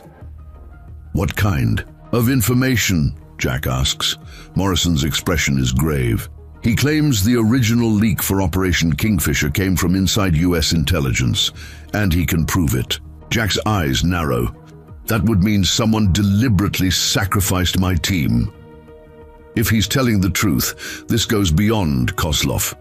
It means someone powerful wanted you and your team eliminated. The implications settle over Jack. The threat isn't over. It's merely changing form. He's trying to manipulate us, Jack concludes, buy himself leverage, possibly. But naval intelligence is taking it seriously enough to send a full investigative team. Morrison hesitates. They've requested you remain available. Your testimony, your recovered memories could be crucial. Jack exchanges a look with Sarah. Looks like my past isn't quite finished with me yet. Morning sunlight streams through the Bayshore Police Department windows as Jack sits in the conference room, now converted into a joint task force headquarters. Across from him, Captain Gregory Landers from Naval Intelligence reviews notes while Agent Morrison arranges files. Commander Wilson stands by the window, watching news vans gather outside. "They're calling you the Sleeper Seal," Wilson remarks, gesturing to a television showing national news coverage. "Your face is on every major network." Jack ignores the television. "What exactly is Kozlov claiming about Operation Kingfisher, Captain?" Landers, a stern-faced man in his 50s, slides a transcript across the table. He alleges that information about your mission was deliberately leaked by someone with high-level clearance. Not just the general parameters, but your specific infiltration route, timing, and extraction plan. That level of detail wasn't available to many people, Jack notes. Precisely 11 individuals had full operational knowledge, Landers confirms. 7 are still active in government or military service. Jack studies the list of names. Most are unfamiliar in his still incomplete memory, but one stands out. Admiral James Harrington, now Deputy Director of Naval Intelligence. Harrington was directly involved in Kingfisher, Jack recalls. He personally briefed me before deployment. Landers and Wilson exchange glances. "That's not in the official record," Landers says carefully. "It wouldn't be. The briefing occurred, off books, at his Virginia estate. He emphasized the mission's importance to national security." Jack closes his eyes, accessing the memory. He also provided last-minute intelligence about Kozlov's shipment, including the approach vector that led us directly into the ambush. The implications hang heavy in the air. Accusations against someone of Harrington's stature require absolute certainty. Kozlov could be lying to create discord, Morrison suggests. Standard manipulation tactic. Possible, Jack acknowledges, but it explains the precision of the ambush and why the investigation never identified the source of the leak. Landers looks troubled. "We need more than recovered memories, and a criminal's claims to pursue this. Harrington is practically untouchable without concrete evidence. Kozlov said he could prove it," Jack reminds them. "What evidence does he claim to have?" "He's insisting on immunity before providing details," Morrison explains. "Justice Department is reluctant given his record." Jack stands, pacing the room. "If Harrington betrayed my team, if American sailors died because of his actions, we need to know why." "Agreed," Wilson responds, "but we proceed carefully. If Harrington is involved and becomes aware of our investigation, he has resources to obstruct justice or worse. He already knows," Jack states flatly. "The moment Kozlov was captured, anyone connected to the original betrayal would recognize the threat. We should assume we're being monitored." As if confirming his assessment, Jack's phone rings, a number he doesn't recognize. He answers cautiously.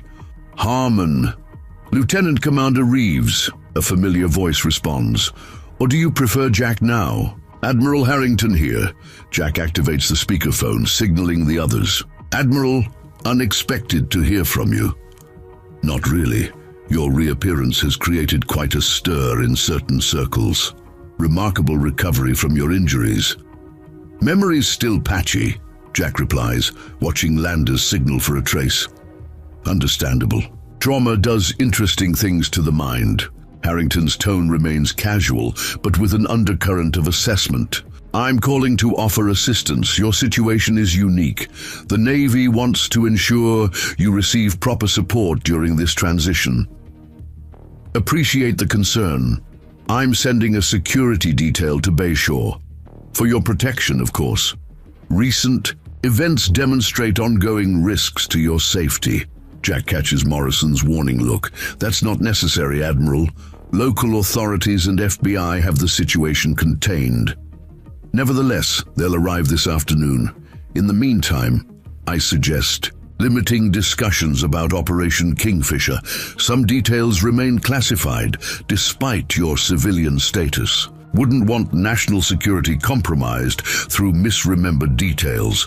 The threat beneath the courtesy is unmistakable." "Understood, Admiral. I'll keep that in mind." "Excellent. We'll speak again soon." After the call ends, The room erupts. In urgent activity, Landers immediately contacts Washington, while Morrison arranges additional security.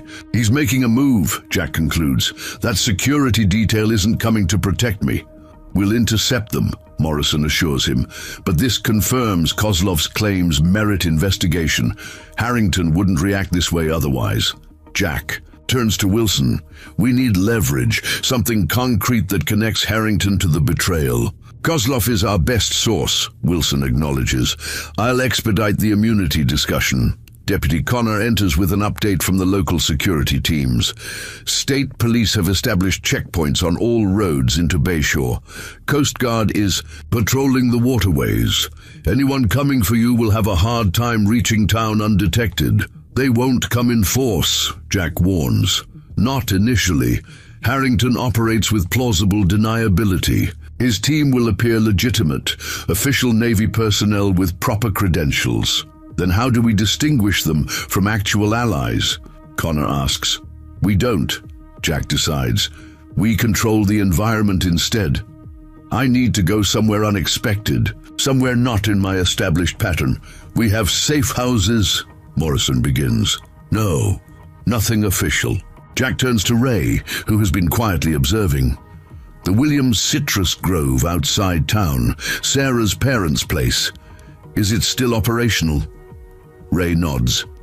Old man Williams passed 2 years ago, but the property remains in the family. Sarah keeps it up, though she doesn't live there. Remote, defensible, limited access roads. Perfect. Jack faces the assembled team. We funnel Harrington's people toward official locations while I work from the Grove. Morrison's team maintains visible presence here to sell the misdirection. As they develop the plan, Sarah arrives, having left Tommy with FBI protection. Her expression shows the strain of recent events, but her composure remains intact. Jack, the doctors want Tommy to rest today, but he's insisting on seeing you. He has questions only you can answer. How is he? Jack asks. Physically fine. Mentally. She hesitates. He's processing, like all of us. I'll come by later. Right now we need to move to a secure location. Your parents' grove. Sarah looks surprised. The Grove. Why? Jack briefly explains the situation with Harrington and the potential threat. So the danger isn't over, she concludes. Not yet, but we're getting ahead of it. Within an hour, Jack relocates to the Williams Citrus Grove with a small team including Sarah, Dr. Reynolds, Commander Wilson, and 2 trusted FBI agents. The property consists of 30 acres of orange trees surrounding a modest farmhouse. Its elevation provides clear sightlines to the single access road, while the dense grove offers multiple evacuation routes if necessary. Inside the house, Jack studies a detailed map of the property, while Wilson establishes secure communications with Morrison's team in town. Harrington's people arrived at the Naval Air Station in Pensacola an hour ago, Wilson reports. 8-person team, official Navy SEAL credentials. Their manifest lists their mission as personnel security and extraction. Extraction, Jack repeats. Not protection. They're coming to take me in or take me out, depending on what I remember. Sarah, overhearing this, joins them. After everything, they'd still try to silence you. These are your own people. Not my people, Jack corrects. My team died in that ambush. If Harrington arranged it, he's never been on my side. Dr. Reynolds, monitoring Jack's psychological state, intervenes. Let's focus on what we know for certain. Jack's memories continue returning, but trauma can affect recall. We need corroboration. Kozlov is our best option, Wilson agrees. Morrison is interviewing him now with the immunity offer on the table. Jack's phone rings, Morrison calling with an update. Kozlov accepted the deal, she reports. He's providing documentation of payments traced to offshore accounts controlled by Harrington. Financial forensics is analyzing them now. What's Kozlov's explanation for Harrington's involvement? Jack asks. He claims Harrington approached him a year before Kingfisher. The Admiral had financial problems, gambling debts, expensive lifestyle beyond his salary. He offered mission intelligence in exchange for payments. That tracks with what I remember of Harrington, Jack acknowledges. Always surrounded by luxury inconsistent with his pay grade, but selling out American operators for money, that's a significant leap. Kozlov says it started small, minor intelligence, nothing directly harmful to American forces. Over time, Harrington became compromised, vulnerable to blackmail. When your team's Sevastopol operation captured Kozlov's brother, things escalated. Kozlov demanded bigger intelligence as compensation, and Harrington gave him my team, Jack concludes, anger evident in his controlled tone. But why target your team specifically? Sarah questions. Jack considers this. Sevastopol was initially Harrington's operation. When we discovered the weapons were being diverted to a group targeting American embassies, I went outside channels to stop the shipment. It succeeded, but embarrassed Harrington with his superiors. So it was revenge and covering his tracks. Wilson concludes, coupled with financial motivation, Morrison adds. The transfer to Kozlov's account after Kingfisher was substantial. As they process this information, Dr. Reynolds observes Jack carefully. These memories seem quite specific now. The integration is progressing rapidly. Jack nods. It's like finding missing puzzle pieces. Each new memory connects to others, creating a more complete picture. Wilson receives another update from his Washington contacts. Kozlov's evidence checks out. Financial analysis confirms unusual deposits to Harrington's accounts corresponding with operation timelines. Department of Justice is preparing to move, but cautiously. Harrington has political allies. Meanwhile, his team is en route to Bayshore, Jack points out. We need to prepare for their arrival. Throughout the afternoon, Jack works with Wilson and the FBI agents to establish security measures around the property. Zara assists by identifying potential vulnerabilities based on her childhood knowledge of the Grove. As they work, Jack notices her watching him, observing the difference in how he moves and assesses situations now. It's strange, she eventually comments during a quiet moment. Seeing you like this, you're still Jack, but different, he acknowledges. More focused. More dangerous, she corrects. The way you analyze everything as a potential threat or advantage, it's a different mindset. It's training, not personality, Jack explains. The core of who I am hasn't changed, hasn't it? The man I knew fixed engines and worried about mortgage, payments. This man, she gestures to the security preparations, the weapons, the tactical plans. This man plans counterintelligence operations against his own government. Jack stops working. Does that bother you? It should, but after watching you save Tommy... She meets his eyes directly. I trust your judgment. I'm just trying to reconcile the mechanic who taught my son about carburetors with the man who systematically took down armed kidnappers. I'm reconciling that too, Jack admits, but I'm not choosing between Jack Harmon and Michael Reeves. I'm integrating both. As evening approaches, Morrison calls with new developments. Harrington's team has arrived in Bayshore, establishing a command post at the police department with the cover story of providing security consultation. They've requested Jack's whereabouts, claiming to have urgent classified information for or him. They're maintaining their cover for now, Morrison reports, but they're actively searching. They've visited your apartment, the garage, and they're monitoring Sarah's house. Have they approached Tommy? Jack asks sharply. No. Our protection. Detail has kept them away, citing his minor status and recent trauma. But they're persistent. Jack checks the security camera feeds, showing the Grove's perimeter. Keep the misdirection going. Feed them information about possible locations away from here. After disconnecting, Jack joins Sarah on the farmhouse porch. The sunset casts long shadows through the orange trees. Despite the circumstances, there's a peacefulness to the setting. "I spent every summer here as a girl," Sarah reminisces. "My father taught me to drive a tractor on that field. Tommy learned to swim in the pond beyond those trees." "It's beautiful," Jack acknowledges, "feels far from everything." "That was the appeal for my father. Self-sufficient, peaceful." She turns to him. "What happens after this, when Harrington is dealt with? I've been asking myself the same question. The Navy might want me back, given my experience and training, or they might prefer I quietly disappear again, given what I know." "What do you want?"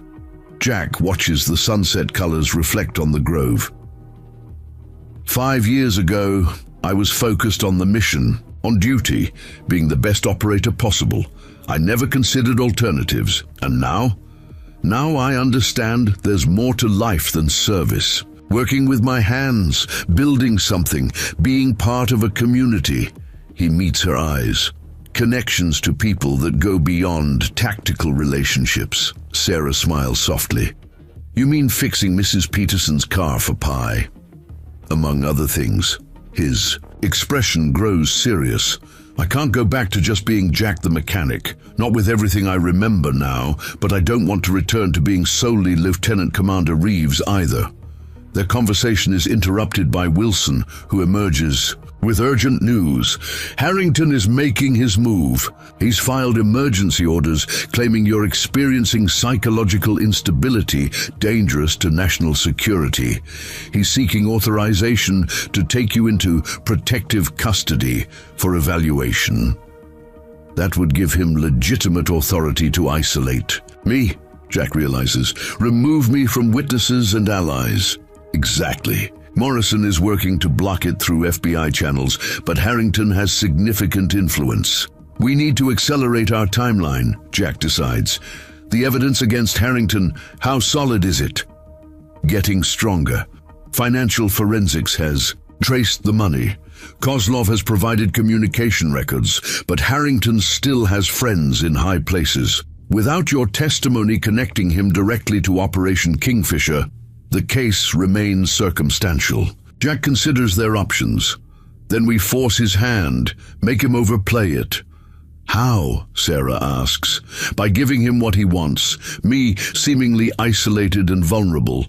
Wilson immediately objects. "Too risky. If Harrington gets custody, he won't," Jack interrupts, "because we'll control the circumstances. I'll appear to break protocol, giving him justification to move against me directly rather than through official channels. When he does, we document everything." As night falls, Jack's plan takes shape. Using a deliberately unsecured phone line, he arranges to meet Ray at Gulf Coast Automotive to collect personal items, a transparent excuse designed to be intercepted by Harrington's surveillance. "They'll expect a trap," Wilson warns, "which is why we'll give them one that fails," Jack explains. "An obvious attempt at counter-surveillance that they'll detect and circumvent. Meanwhile, the actual operation unfolds on a different level." While preparations continue, Jack receives a call from Tommy. "Jack, Mom said you're at Grandpa's old place." "That's right, buddy. How are you feeling?" "Better. The FBI guys are nice, but they won't let me play outside." Tommy's voice drops to a whisper. "Are you really going to catch the bad admiral?" Despite the tension, Jack smiles. "Working on it. I'll see you soon, okay?" "Jack, when this is over, will you still teach me about cars? Or will you go back to being a SEAL?" The question cuts to the heart of Jack's dilemma. "I'll always have time to teach you about cars, Tommy. That's a promise." After disconnecting, Jack completes final preparations with Wilson and Morrison, who has joined them at the Grove. The plan requires precise timing and Morrison's team to be in position before Jack makes his move. Harrington will send his best operators, Jack warns. They believe they're acting on legitimate orders to secure a compromised asset. They're not the enemy. They're just following what they think are lawful commands. So we avoid casualties, Morrison confirms. At all costs. These are sailors doing their duty. The target is Harrington, not his team. As midnight approaches, Jack prepares to depart for the stage meeting at the garage. Sarah finds him checking his equipment one last time. This feels like goodbye, she observes. It's not, Jack assures her. Just the end of this chapter. Be careful. Tommy needs his car teacher. She hesitates, then adds softly, "And I need, whatever this is between us, to have a chance." Jack gently touches her face. It will. At Gulf Coast Automotive, Jack enters through the back, deliberately triggering the security system to alert Harrington's team to his presence. The garage is dark, except for the small lamp in the office. Jack positions himself at his workbench, appearing to gather personal items while actually preparing for the confrontation. Within minutes, the building is surrounded. Professional silent approach, sealed tactics. Jack admires their efficiency even as he prepares to counter it. The rear door opens silently as two operators enter in full tactical gear. Jack raises his hands, facing them calmly. "Lieutenant Commander." "Reeves," one addresses him. "We have orders to escort you to a secure facility for debriefing." "On whose authority?" Jack asks, already knowing the answer. "Admiral Harrington." "Sir, please come with us. No need for complications." "I'm afraid there are already complications," Jack responds evenly. "Like why Admiral Harrington sold out my team 5 years ago." The operators exchange glances, hesitation evident in their posture. Whatever briefing they received didn't include this accusation. "Sir, we have our orders." "I understand. You're doing your duty, but I need to speak with Harrington directly before I go anywhere." Jack maintains a non-threatening stance. "Call him. Tell him I remember everything about Kingfisher. Everything." The lead operator steps away to make the call. Jack watches, knowing the real operation is unfolding simultaneously at the Naval Air Station where Harrington has established his command. Post. Morrison's team, armed with federal warrants based on Kozlov's evidence, is moving to apprehend the Admiral. The operator returns, expression unreadable behind his tactical gear. "Admiral Harrington wants to speak with you directly. He's on his way." "Perfect," Jack replies, with calm satisfaction. "That's exactly what I was hoping for." The operators remain professional, but increasingly uncertain as they maintain position. 20 minutes later, headlights appear outside as a black SUV pulls up. Admiral Harrington, a distinguished man in his 60s, wearing naval uniform despite the late hour, enters the garage flanked by two more operators. "Michael," he greets Jack, using his former name deliberately. "This dramatic scenario is unnecessary. Your psychological evaluation indicates potential memory contamination. We're simply ensuring national security while you receive appropriate care." "That's thoughtful," Jack responds evenly. "Especially from the man who arranged for my team to be in the Gulf of Oman." Harrington's expression tightens, almost imperceptibly. "These delusions confirm my concerns. Your trauma has created false memories, potentially influenced by Kozlov's manipulations." Interesting theory. Easier to believe than offshore accounts. Receiving payments corresponding exactly to operation dates, or encrypted communications with Kozlov that DOJ has already decoded. For the first time, uncertainty flickers across Harrington's confident facade. "Kozlov is a professional liar creating discord." "True," Jack acknowledges, "but he's not the source of my most damning memory." He steps forward. "Your house in Virginia, the night before deployment. You gave me a file containing the approach. A vector, changed from the original plan. You said intelligence had identified a safer route. That route led us directly into the ambush." Harrington's composure fractures. "You can't prove any of this." "I don't need to anymore." Jack nods toward the operators. "Your escort team has been live streaming this conversation to Naval Intelligence Headquarters per emergency protocols activated when a flag officer is accused of treason." Harrington turns to his team in shock, seeing their divided loyalties in their stance. Before he can respond, the garage doors open as Morrison leads FBI agents into the building. "Admiral James Harrington," she announces formally, "you're under arrest for treason, conspiracy, and the murder of 4 Navy SEALs." As Harrington is taken into custody, Jack watches with complex emotions. Justice for his fallen teammates is finally within reach, but the betrayal by a senior officer, someone they trusted with their lives, leaves a bitter aftermath. Commander Wilson approaches as the scene clears. "Well executed, Commander." "Not Commander anymore," Jack corrects. "Just Jack. The Navy might disagree. Given your service record and recent actions, they'll likely offer reinstatement with promotion." Jack shakes his head. "I've served my country, paid a high price for it. Now I have different priorities." Outside the garage, Jack finds Ray waiting beside his truck. The old man surveys the FBI vehicles and naval personnel with a wry expression. "Quite a commotion for a small-town garage," Ray observes. "Bad for business or good advertising?" Despite everything, Jack laughs. Maybe both. So what now? Back to being our local mechanic, or off to save the world? Jack looks at the garage, his garage, with fresh perspective. "I'm thinking something in between. Gulf Coast Automotive could use an expansion. Maybe add a training program for veterans. Give them marketable skills, purpose." Ray nods approvingly. "Like what you found here?" "Exactly." As dawn breaks over Bayshore, Jack drives to Sarah's house where Tommy has been returned under protection. The boy rushes out to meet him, full of questions and excitement despite his ordeal. "Did you catch the bad admiral? Are the SEAL guys good guys now? Can we go fishing this weekend?" Jack laughs, ruffling Tommy's hair. Yes, and absolutely." Sarah appears on the porch, relief evident as she sees Jack unharmed. "It's over. Harrington is in custody. His team is cooperating with investigators." Jack climbs the steps to join her. There will be debriefings, testimony, probably a closed trial. But the immediate threat is contained. And after that,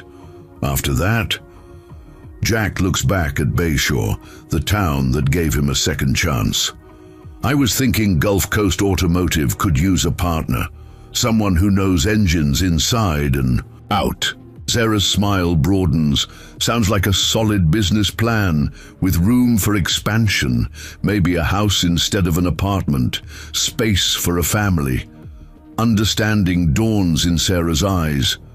Pretty confident planning for a man who just discovered who he is. "That's the thing," Jack says, taking her hand. "I know exactly who I am now. Not just Jack Harmon, not just Michael Reeves. Someone new, with the best parts of both." As they stand together watching the sunrise over Bayshore, Jack feels complete for the first time in 5 years. The memories no longer haunt him, they inform him. The skills no longer confuse him, they empower him. The past no longer defines him, it enriches his present. The mechanic with a deadly past has found his future. One carburetor, one human connection, one day at a time. 3 months after Harrington's arrest, Gulf Coast Automotive hums with activity. Jack has expanded the garage, adding 2 new bays and hiring Carlos full-time. A hand-painted sign hangs near the entrance. Veterans Training Program. Inquire within. 4 former service members work alongside Jack, learning automotive skills. As they transition to civilian life, Jack slides out from under a restored 1967 Mustang, wiping grease from his hands as Deputy Connor, recently promoted to sheriff after Bill Gaines's retirement, pulls up in his patrol car. "Morning, Sheriff," Jack calls. "The department cruiser giving you trouble again?" "Running fine, thanks to you." Connor leans against his vehicle. "Just checking in before your trip tomorrow. Everything set for Washington?" Jack nods, expression turning serious. Final day of testimony. Harrington's tribunal reaches a verdict this week. Naval intelligence keeping you in the loop? Commander Wilson calls daily. The evidence is overwhelming. Financial records, Kozlov's testimony, my recovered memories. Harrington will spend the rest of his life at Leavenworth. In the 3 months since the confrontation at the garage, Jack has testified multiple times before closed military tribunals. The case, handled with exceptional secrecy, given its national security implications, has nevertheless restored Jack's official standing. The Navy formally rescinded his missing, presumed dead status and acknowledged the sacrifice of his team members. Bayshore won't be the same without its celebrity mechanic for a few days, Connor jokes. Jack grimaces, despite his preference. For privacy, the story of the mechanic with a secret SEAL past had captured national attention. After the initial media frenzy, Bayshore residents had formed a protective barrier around Jack, turning away reporters and respecting his desire for normalcy. Celebrity mechanic with grease under his fingernails, Jack replies, holding up stained hands. Hardly glamorous.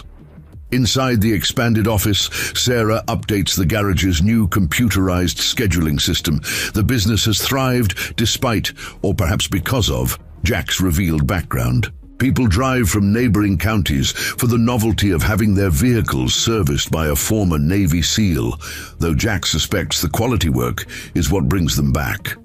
Sarah looks up as Jack enters. Mrs. Davidson called.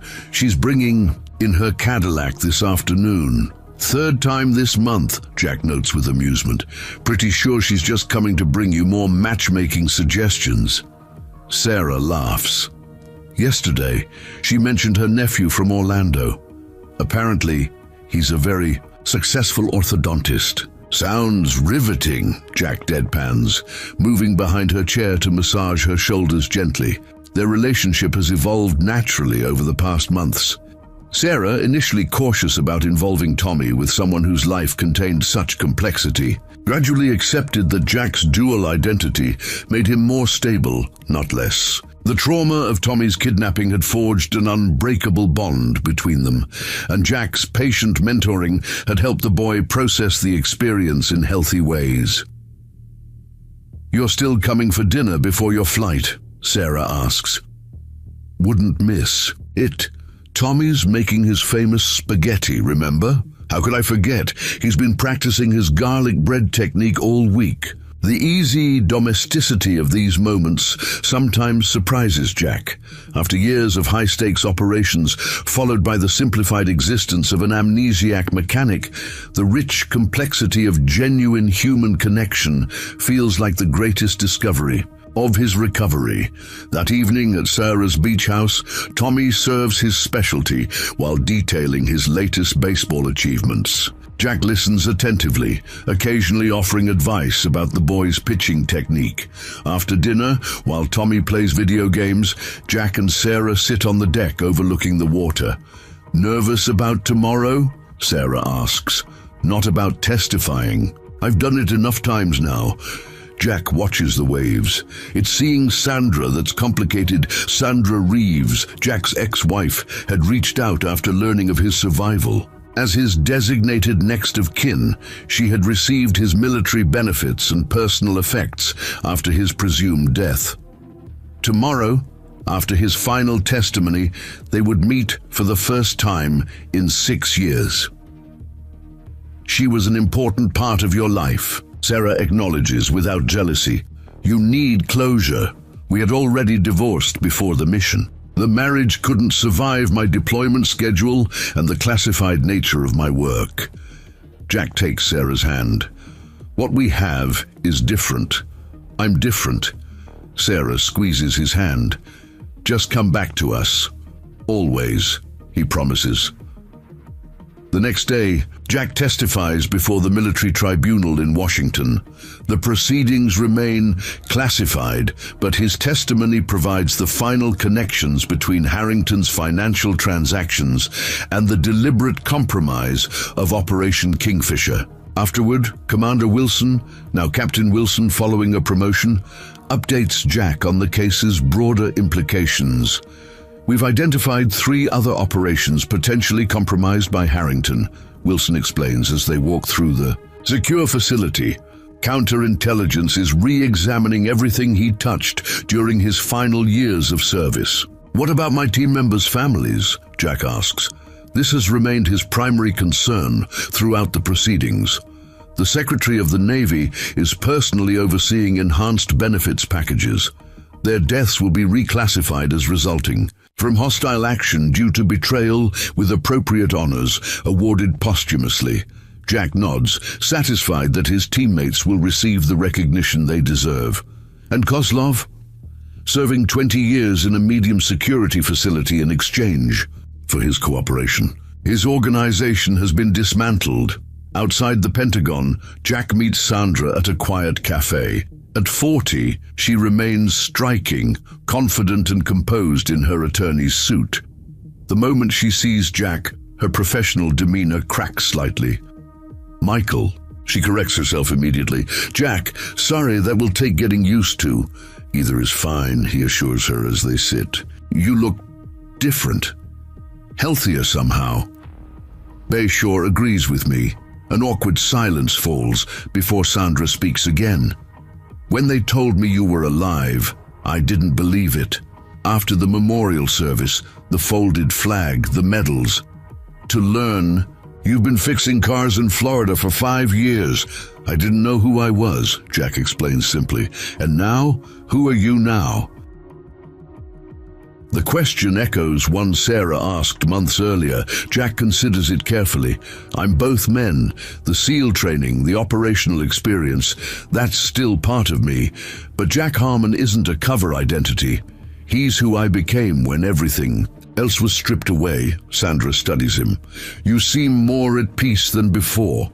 Even during our good times, you carried a tension I couldn't reach. The amnesia was traumatic, but maybe necessary. It gave me perspective I couldn't have gained otherwise. I kept your things, Sandra says, changing subjects. Personal items they gave me after the memorial. Family photos, your father's watch. I brought them. She slides a small package across the table. Jack accepts it gratefully. Thank you. Have you received the benefits reimbursement? When Jack was declared alive, the Navy had established a repayment plan for the death benefits. Sandra had received. Jack had immediately intervened, insisting she keep the funds. Yes, with your letter explaining your wishes. Sandra looks touched. You didn't have to do that. You were entitled to move on with your life. The money facilitated that. Always honorable, she observes with a sad smile. That hasn't changed. They part with a sense of resolution, the past properly acknowledged without overshadowing the present. Before leaving Washington, Jack meets with the Navy's Judge Advocate General. Regarding his military status, Lieutenant Commander Reeves, the JAG officer, begins formally. Given your unique circumstances, the Navy is prepared to offer several options. He outlines possibilities ranging from honorable discharge with full benefits to reinstatement at EDM, elevated rank with stateside duties. I appreciate the offers, Jack responds, but my life is in Bayshore now. The skills you demonstrated in handling both the bank robbery and the Kozlov situation indicate your capabilities remain exceptional. The Navy would benefit from your continued service even in a limited capacity. Jack considers this. What about consulting, occasional training contributions while maintaining my civilian status? The JAG officer nods approvingly. Acceptable. We'll draft appropriate agreements. This compromise allows Jack to honor his service background while preserving his chosen life. On the flight back to Florida, he reads the tribunal's verdict notification on his secure tablet. Admiral James Harrington, guilty on all counts. Arriving at Bayshore Airport, Jack is surprised to find not only Sarah and Tommy waiting, but Ray, Carlos, Deputy Connor, and Dr. Reynolds, a small welcome committee for a man who once valued anonymity above all else. The conquering hero returns, Ray jokes, embracing Jack. Hardly. Just finished what needed finishing. Tommy rushes forward with a newspaper. Look, you made the front page again. The headline reads, "Justice Served. Naval Officer's Testimony Brings Down Corrupt Admiral." Jack's military photo appears alongside the article. "Great," Jack groans. "More reporters to dodge." "Actually," Sarah informs him, "Diane Cooper organized the town council. They've established a no-media policy for all Bayshore businesses. Anyone hassling you gets no service anywhere in town. Community protection," Connor confirms. "Bayshore takes care of its own." The acknowledgement warms Jack. As they drive through town, he notices the garage has been decorated with a welcome back banner crafted by the veterans in his training program. That night, after a celebratory dinner at Pelican's Diner where Diane refuses to accept payment, Jack and Sarah walk along the waterfront. The early autumn breeze carries the scent of salt and possibilities. "So it's over," Sarah says. "Harrington convicted, Kozlov imprisoned, your name cleared. What now?" "Now we live," Jack answers simply. "The garage expansion is almost complete. The Veterans Program has its first graduation next month. Tommy starts middle school. And us?" Sarah asks, slipping her hand into his. Jack stops walking, turning to face her. "These past months, finding my way back to myself while building something with you and Tommy. It's been more meaningful than anything in my previous life. Even jumping out of planes and saving the world," Sarah teases gently. "Especially that."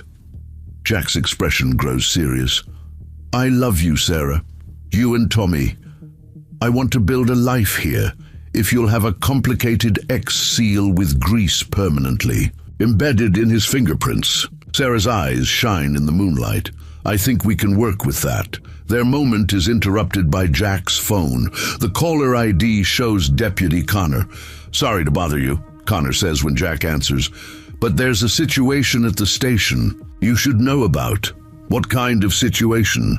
"The Morrow brothers from the bank robbery. They're being transferred to state prison tomorrow. Ethan's asking to speak with you specifically, says he has information you need to hear." Jack exchanges, glances with Sarah. "What kind of information?" "He won't say. Claims it's about Harrington and Kozlov, something that didn't come out in the investigation. I'll be there in 20 minutes. At the Bayshore police station, Ethan Morrow sits in an interview room. Thinner than Jack remembers, with the hollow-eyed look of a man facing a long sentence. He nevertheless straightens when Jack enters. "Didn't think you'd come," Ethan says. "You mentioned Harrington and Kozlov. That got my attention." Jack sits across from him. "What information do you have?" Ethan leans forward. "Before the bank job, I worked construction. 6 months ago, I was on a crew renovating a private estate near Naples. Fancy place, tight security. The owner was hardly ever there, but when he was, we weren't allowed on the property." "And this relates to my situation how?" "One night, I went back to retrieve tools we'd left behind. Heard voices from the study, the owner arguing with someone. I recognized the other man later from news reports. It was Harrington." Jack's interest sharpens. "What were they discussing?" "They mentioned you by name, your SEAL name Reeves. Something about making sure you never regained your memories. The owner was angry that Harrington had lost track of you after all the trouble they went through to discredit your mission." "The owner's name?" "I don't know his real one. We knew him as Mr. Wilson, but that was obviously fake. Older guy, distinguished, spoke with an accent. European, maybe." "Would you recognize him from a photo?" "Definitely." Jack arranges for Connor to show Ethan photographs, while he calls Commander Wilson with this new information. The coincidence of the fake name Wilson doesn't escape Jack's notice. "We need to identify this property owner," Jack explains after relaying Ethan's account. "If someone beyond Harrington was involved in compromising Kingfisher, they're still out there." "I'll dispatch a team to investigate immediately," Wilson promises. "In the meantime, stay alert. If this person knows you've recovered your memories..." "I Could be a target again, Jack concludes. The next morning, Jack increases security measures at both the garage and Sarah's house. He briefs Connor on potential threats and arranges additional protection for Tommy's school. These precautions feel familiar, the operational mindset activating without displacing his civilian persona. At the garage, Jack updates Ray and the veteran trainees on the situation. Possible security concern, he explains frankly. Nothing concrete, but we'll implement standard protocols. The veterans, 2 former Army, 1 Marine and 1 Coast Guard, respond with immediate understanding, their own training still ingrained despite civilian clothes and new careers. They establish observation rotations and communication procedures, without needing detailed instructions. By afternoon, Wilson calls with a preliminary identification. The property is owned by a shell corporation traced to Alexander Petrov, Anton Petrov's father and Kozlov's former financial partner. He was thought to be retired in Switzerland, but intelligence confirms he maintained multiple properties globally, including the Naples estate. Motive? Jack asks, his mind already assembling the connections. Petrov lost millions when Kozlov's operation collapsed after Kingfisher. Despite their seeming competition, the organizations were financially intertwined. Harrington may have been working for both. So when I resurfaced in the bank robbery, you became a threat to Petrov as well as Harrington. Your recovered memories could expose the entire network. Jack processes this information, adjusting his threat assessment. Is Petrov still in the Naples property? Negative. The estate was vacated 2 days after Harrington's arrest. We're tracking possible locations. That evening, Jack discusses the development with Sarah at her house, while Tommy completes homework in his room. Another arms dealer, Sarah says, concern evident. Will this ever truly end? I think it's nearly finished, Jack assures her. Petrov is in his 70s, more businessman than operator. With Kozlov imprisoned and Harrington convicted, his infrastructure is crumbling. FBI and international authorities are freezing his assets, but he's still out there, Sarah points out, still potentially dangerous. Which is why we maintain precautions without putting our lives on hold. Jack takes her hand. I won't let fear dictate our future. Sarah studies him. You're different when you're in this mode, focused, strategic, but still Jack. Integration, Jack acknowledges. Dr. Reynolds says it's healthy, using the skills without losing the connection to who I've become. Their conversation is interrupted when Tommy emerges from his room, algebra homework in hand, seeking Jack's assistance. The domestic normalcy of helping with equations grounds Jack, reinforcing his determination to protect this life he values. 3 days later, Wilson reports that Petrov has been located in Monaco, beyond immediate reach but under surveillance.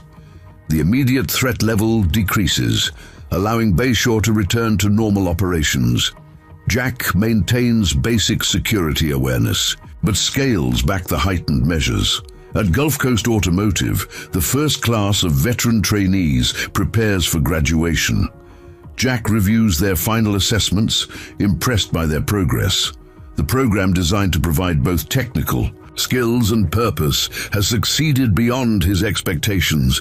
Never thought I'd be good at something besides carrying a rifle, admits Derek, a former Army infantry sergeant wounded in Afghanistan. Thanks for taking a chance on us. Not charity, Jack clarifies. Smart business. You bring discipline, problem-solving skills and work ethic that can't be taught. The technical knowledge was just the final piece. As they discuss future expansion of the program, Jack notices a luxury sedan pulling into the garage. The elderly customer who emerges is immaculately dressed, his European tailoring and bearing immediately distinctive. Jack's instincts activate instantly. Derek, take everyone to lunch. Use the back exit.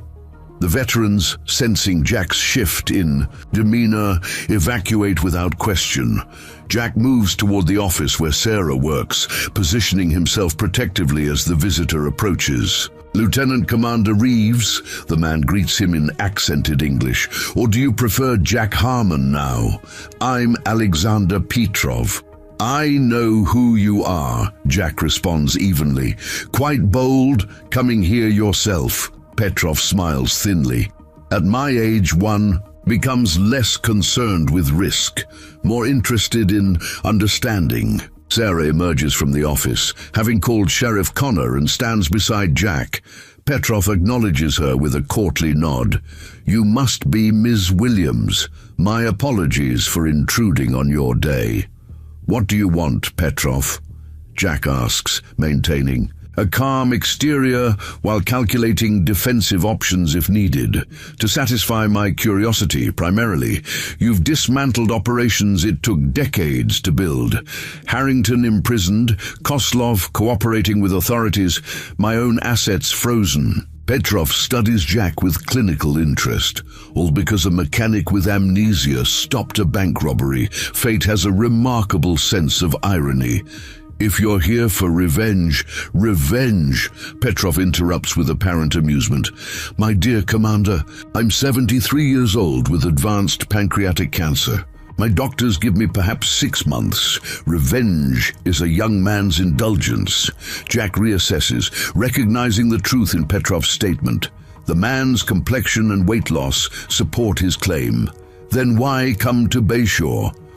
"To understand what James and Victor couldn't.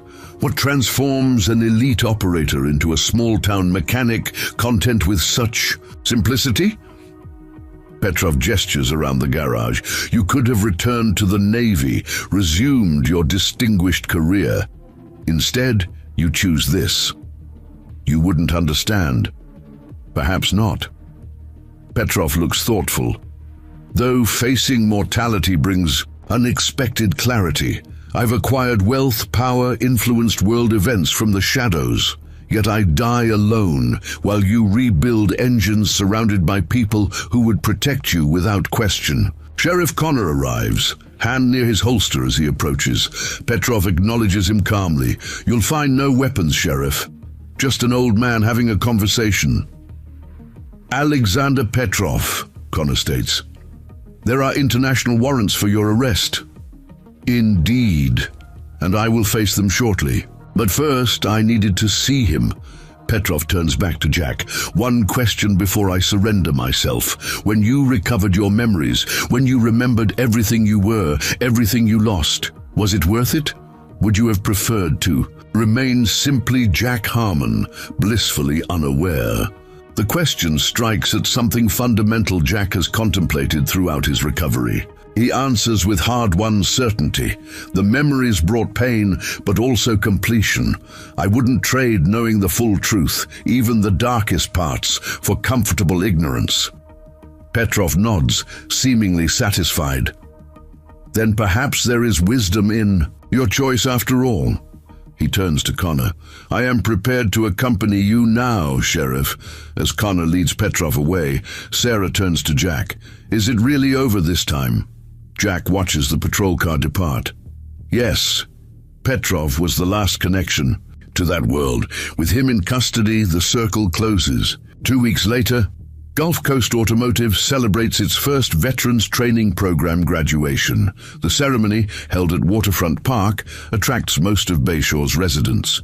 Mayor Thompson presents certificates, while local businesses announce job offers for the graduates. Jack, standing slightly apart from the celebration, is joined by Commander Wilson, in town for the occasion. "The Navy still hopes you'll reconsider a more active role," Wilson mentions. "Your expertise is invaluable." "I'll honor the consulting agreement," Jack confirms. "Training sessions, advisory capacity, but my primary commitment is here." He gestures to where Sarah and Tommy chat with the graduates' families. Wilson follows his gaze. "You've built something meaningful, different from your previous service, but equally valuable." Different service, same core mission, protecting what matters.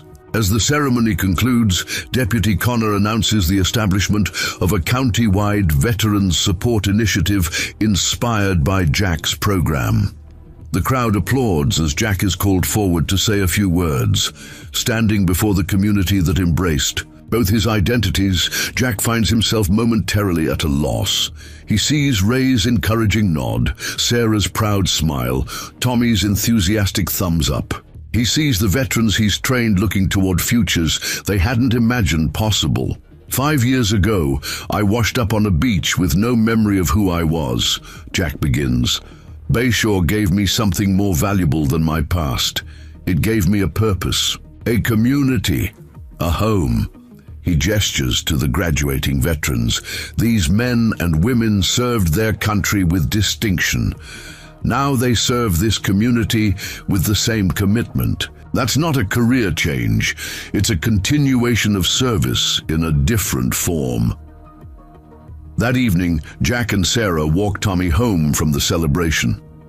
The boy races ahead, practicing baseball moves and chattering about joining Jack's youth mentoring. A program at the garage. He idolizes you, Sarah observes. Today he told Mrs. Davidson he wants to be exactly like Jack when he grows up. Poor kid, Jack jokes. Grease under his fingernails and occasional flashbacks. Sarah stops walking, her expression serious. Do you still have them? The flashbacks? Sometimes. Less frequently now.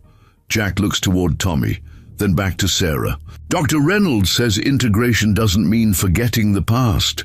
It means the past no longer controls the present. Wise woman? She is. Jack takes Sarah's hand as they resume walking. I've been thinking about the future, the garage expansion, the veterans program, us. He hesitates briefly. I want to build something permanent here. Sarah's eyes brighten with understanding. Jack Harmon, are you proposing? Considering it, he admits with a smile. Testing the waters. Reconnaissance. Very tactical, she teases, leaning against him as they walk. Take your time. We're not going anywhere. Ahead, Tommy waits impatiently at the corner. Come on, slow pokes, I'm starving. As they quicken their pace to catch up, Jack reflects on the journey from the bank robbery that triggered his memory recovery to this moment of ordinary family. Contentment. The mechanic and the seal now exist in balance, both authentic, neither dominant.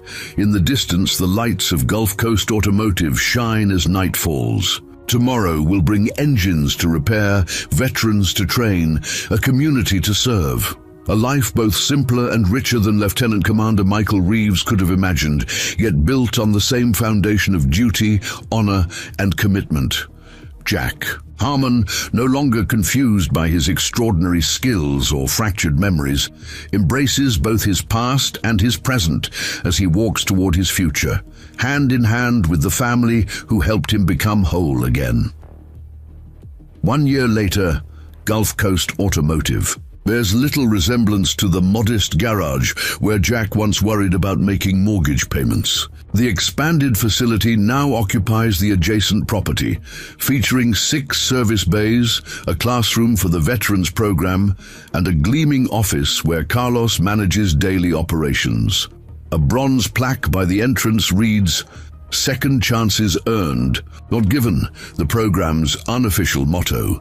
Jack inspects a vintage Corvette's engine while explaining the intricacies of its carburetor to the third class of veteran trainees. At 34, Derek, the former Army sergeant from the first class, now serves as the program's assistant instructor, his knowledge of engines nearly matching Jack's.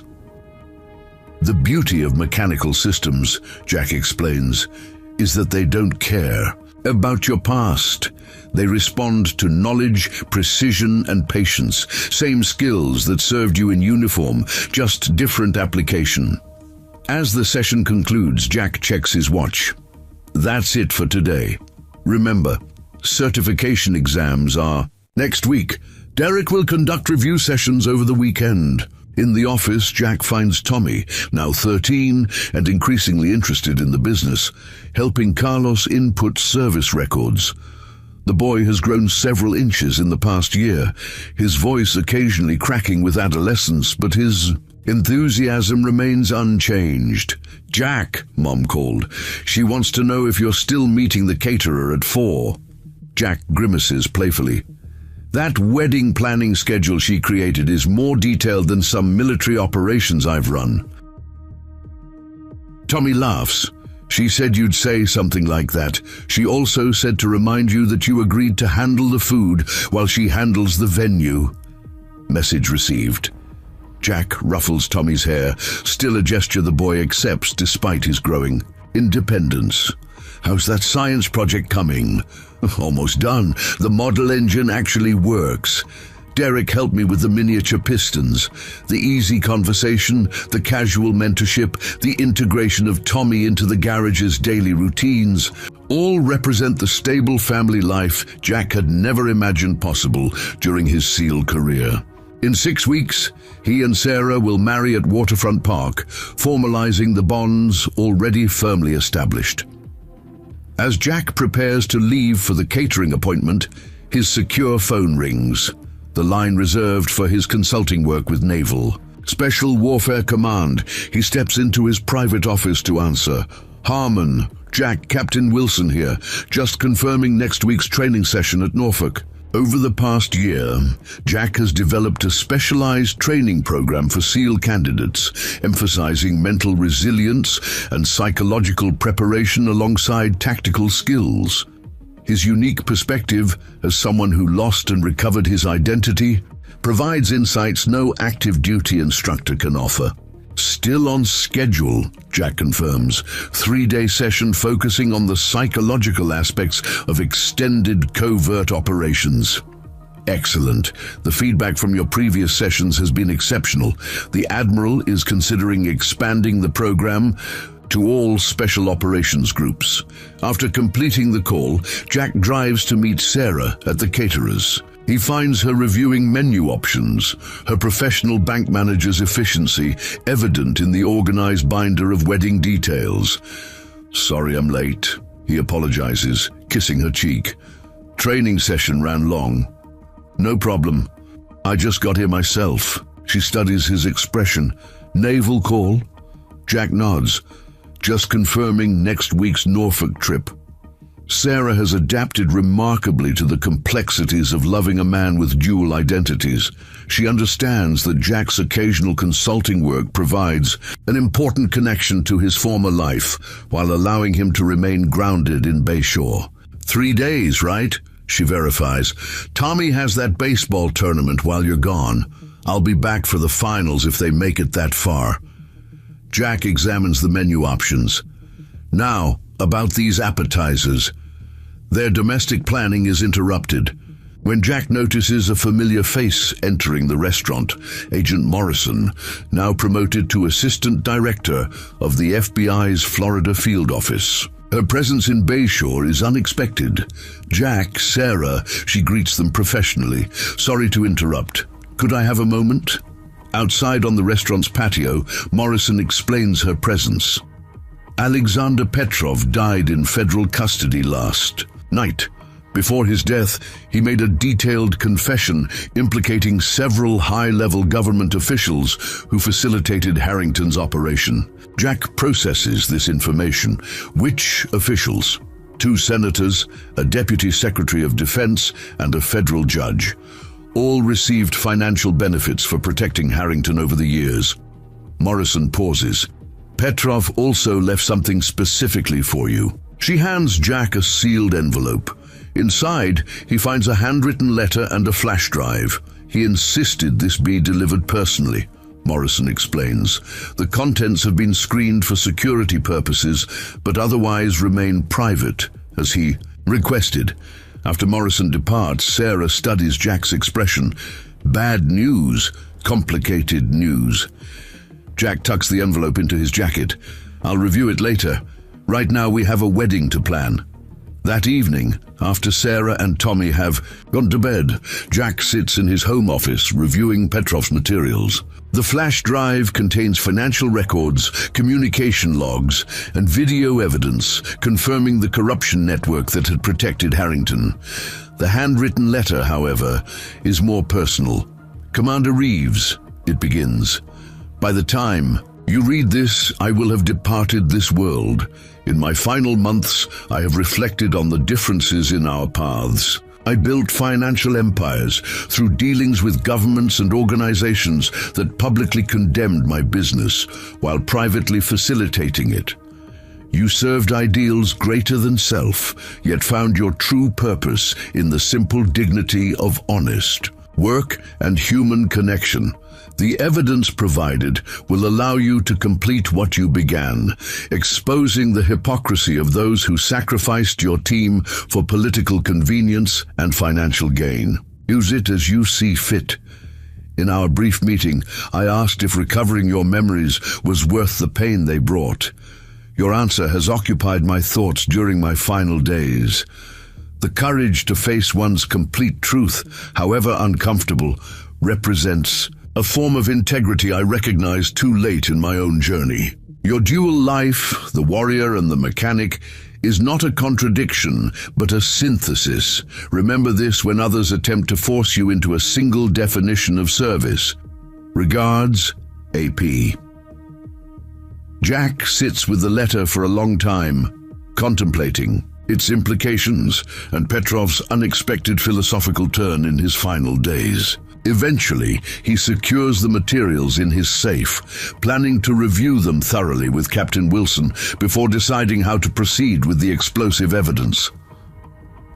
The next morning at the garage, Jack mentors a struggling veteran who's having difficulty adjusting to civilian patterns after 3 combat tours. The young Marine's frustration with an engine diagnostic represents his broader struggle with transition. Military operations have clear objectives, defined parameters, Jack explains, recognizing the underlying issue. Civilian life is messier, more ambiguous. The trick isn't forgetting your training, but adapting it. How did you manage it? The veteran asks bluntly, especially after remembering everything? Jack considers this thoughtfully. I stopped seeing my past and present as competing identities. The discipline, focus, and commitment I learned as a SEAL make me a better mechanic, better partner, better mentor. Different application, same core values. As they return to the diagnostic problem, Sheriff Connor's patrol car pulls up with lights flashing. Jack immediately senses trouble from his friend's expression. Major accident on the Causeway Bridge. Connor explains urgently. Tanker truck rolled, structural damage to the bridge supports. Multiple vehicles involved, possible casualties. Emergency services. Responding, but the situation's complicated. Leaking fuel, unstable vehicles. Could use someone with your particular skill set. Jack understands immediately. The causeway provides the only direct route between Bayshore and the mainland. An accident of this magnitude represents not just immediate danger, but potential isolation for the town if the bridge becomes impassable. Derek, you're in charge, Jack calls, grabbing his emergency kit, a duffel containing tools and equipment reflecting both his identities. Carlos, contact Sarah. She knows the protocol. Within minutes, Jack and Connor arrive at the chaotic scene. The tanker lies on its side across 2 lanes, multiple vehicles crushed beneath it. Fuel leaks from its ruptured tank, while the bridge's concrete barrier shows significant damage. First responders work frantically to reach trapped victims, but the unstable tanker threatens to shift further, potentially crushing rescuers and victims alike. Jack assesses the situation with the calm efficiency of his SEAL training while applying his mechanical knowledge to the practical challenges. He identifies the tanker's vulnerabilities, the bridge's compromised sections, and the most immediately endangered victims. We need stabilization before extraction, he tells the fire chief. The tanker's kingpin is compromised. If it shifts, we lose everyone underneath. Working alongside emergency personnel, Jack creates an improvised bracing system using equipment from his kit and materials from the first responders. His hands, equally adept at diffusing explosive devices and rebuilding engines, move with practiced precision. When a trapped family's vehicle begins sliding toward the damaged barrier, Jack secures a line to prevent it from plunging into the water below. The mother's terrified eyes meet his through the cracked windshield. "You're going to be okay," he assures her with the same calming confidence he uses with nervous young veterans. "I've got your car secured. Paramedics are coming." For 3 intense hours, Jack works alongside Bayshore's emergency services, applying his unique combination of skills to save lives. When a secondary fuel line ruptures, threatening explosion, his knowledge of military flame retardant techniques prevents disaster. When structural engineers arrive to assess the bridge, Jack's mechanical insights help them develop an immediate stabilization plan. By evening, all victims have been extracted, the tanker secured, and emergency repairs begun on the bridge. The toll could have been catastrophic. 17 vehicles involved, 32 people at risk, but remarkably no lives were lost. As Jack helps load the last injured person into an ambulance, he notices media crews arriving. Local reporters who respect Bayshore's protective attitude toward Jack keep their distance, but national outlets push forward, cameras ready. That's Jack Harmon, the SEAL-turned-mechanic who stopped the bank robbery last year, one reporter announces. To her camera, "Mr. Harmon, can you comment on your heroic actions today?"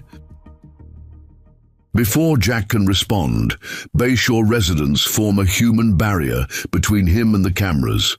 Ray Martinez, Diane Cooper from the diner, even Mrs. Peterson with her famous pies, dozens of townspeople creating a protective perimeter around someone they consider family. "Jack's done enough today," Ray announces firmly. "He deserves privacy now."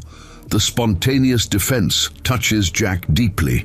This community that embraced him as a simple mechanic, then accepted his complex past, now shields him from unwanted attention. Without being asked, Sheriff Connor approaches as Jack washes grease and blood from his hands at an emergency station.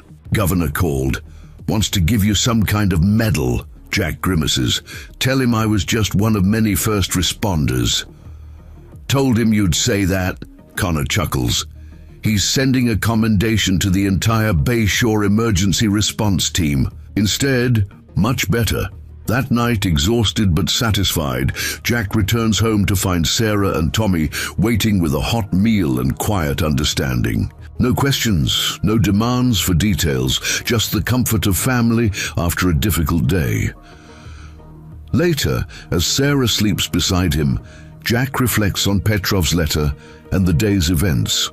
Both represent the integration he's achieved, not compartmentalized. Identities, but complementary aspects of a whole person. The precision and calm under pressure that made him an effective SEAL now serve him equally well as a mechanic, mentor, and community member.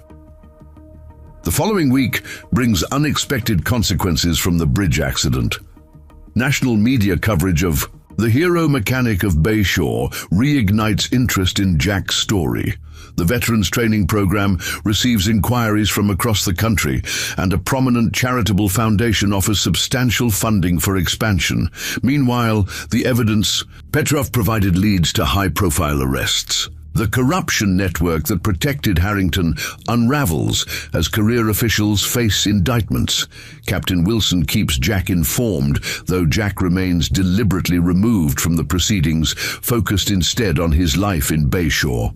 On a warm Saturday morning, exactly 1 year after the bank robbery that triggered Jack's memory recovery, a ceremony takes place at Naval Station Mayport near Jacksonville. Jack stands at attention in a civilian suit as the Secretary of the Navy unveils a memorial to the fallen members of SEAL Team 8 who died in Operation Kingfisher. Chief Petty Officer Marcus Taylor, Petty Officers Kyle Peterson, Brian Miller, and Alex Robinson gave their lives in service to their country, the Secretary announces solemnly. Today we acknowledge not only their sacrifice, but the betrayal that cost them their lives. Their honor remains untarnished, their memory sacred. Jack studies the memorial's simple, powerful design, a granite block bearing the SEAL trident. and his teammates' names. Sarah stands beside him, her hand in his, while Tommy watches with unusual solemnity, understanding the importance of this moment to the man who has become his father figure. The ceremony includes the presentation of posthumous Purple Hearts and Navy Crosses to the families of the fallen SEALs. Jack meets these families afterward, sharing stories of their loved ones, providing context and comfort through his recovered memories of serving alongside these men. Marcus always carried that lucky coin, Jack tells Taylor's widow and teenage son. Before every mission, he'd flip it, said it didn't matter how it landed. The act of flipping it acknowledged fate while defying it. These connections bring a different kind of closure, not just for the families, but for Jack himself. Honoring his teammates openly, sharing their stories, integrates another piece of his past into his present identity. As the family drives back to Bayshore, Tommy breaks a contemplative silence. "Those men were your friends, weren't they, Jack?" "They were," Jack confirms, "more than friends. In teams like that, you become family." Tommy considers this. "Like us now, a different kind of family." Jack exchanges glances with Sarah. "Exactly, like us. Different circumstances, same commitment to each other." 2 weeks later, Waterfront Park transforms for Jack and Sarah's wedding. The entire town seems present, from Jack's veteran trainees in crisp suits to Diane Cooper supervising the catering with military precision. Tommy, serving as best man, stands proudly beside Jack in matching attire. Captain Wilson attends in uniform, representing Jack's naval connections, while families of the fallen SEALs occupy places of honor, acknowledging the journey that brought Jack to this moment. Even Deputy Connor, now firmly sheriff to everyone except Jack, temporarily abandons his professional demeanor to serve as a groomsman. As Sarah walks toward him, radiant in a simple gown that catches the Gulf breeze, Jack feels a profound sense of completion. The fragments of his life, before amnesia, during recovery, after remembering, have formed something greater than their individual parts. Reverend Scott, performing the ceremony, speaks of new beginnings built on foundations of truth and acceptance. Jack and Sarah's journey reminds us that love embraces the whole person, past, present, and the promise of tomorrow. During the reception, Ray Martinez taps his glass for attention. As Jack's oldest friend in Bayshore and the closest thing to family from his amnesiac years, Ray has earned the right to speak first. When a half-drowned man with no memory showed up looking for odd jobs, I figured he was running from something. Ray begins with characteristic bluntness. Turns out he was actually running towards something, though neither of us knew it then. Laughter ripples through the gathering. This town got a skilled mechanic who'd fix anything with an engine. The Navy lost a decorated SEAL. Now we all get to witness something rarer than either, a man who fully embraces everything he is, without apology or contradiction. Ray raises his glass. To Jack and Sarah, and to the truth that sometimes you have to forget who you were to discover who you can become. The celebration continues into evening, the waterfront glowing with string lights as the community celebrates not just a wedding, but the completion of an extraordinary journey. Jack and Sarah share a quiet moment away from the festivities, watching the sunset paint the Gulf waters. "Happy?" Sarah asks simply. "Complete," Jack corrects, the word carrying deeper meaning for them both. "A year ago, I was struggling to reconcile two separate lives. Now I understand they were always parts of the same story."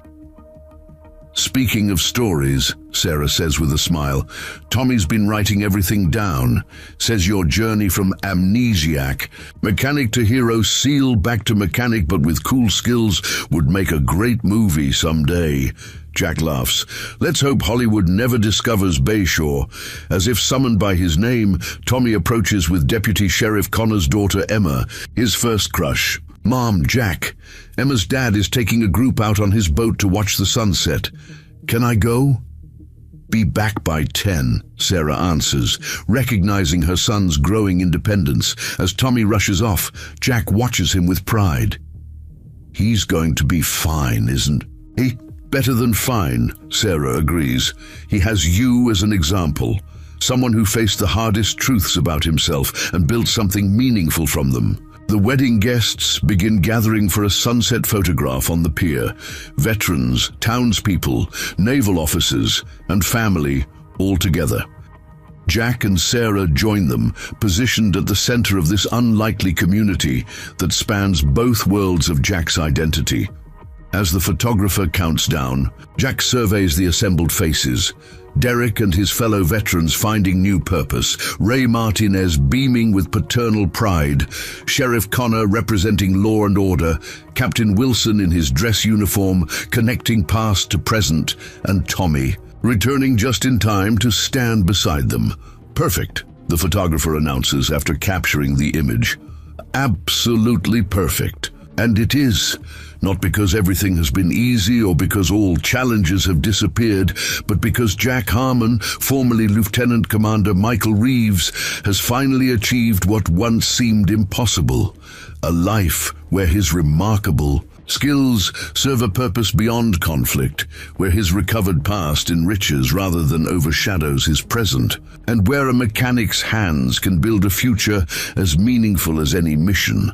The photograph will hang in Gulf Coast Automotive's expanded office beside the Bronze Star Jack, earned as a SEAL, and the simple framed certificate from his first automotive certification course. Different chapters of the same life, unified at last in a small coastal town that gave a man with no memory the chance to build something worth remembering. The end. Up next, 2 more incredible stories are waiting for you right on your screen. If you enjoyed this one, you won't want to miss this. Just click to watch, and don't forget to subscribe. It would mean a lot.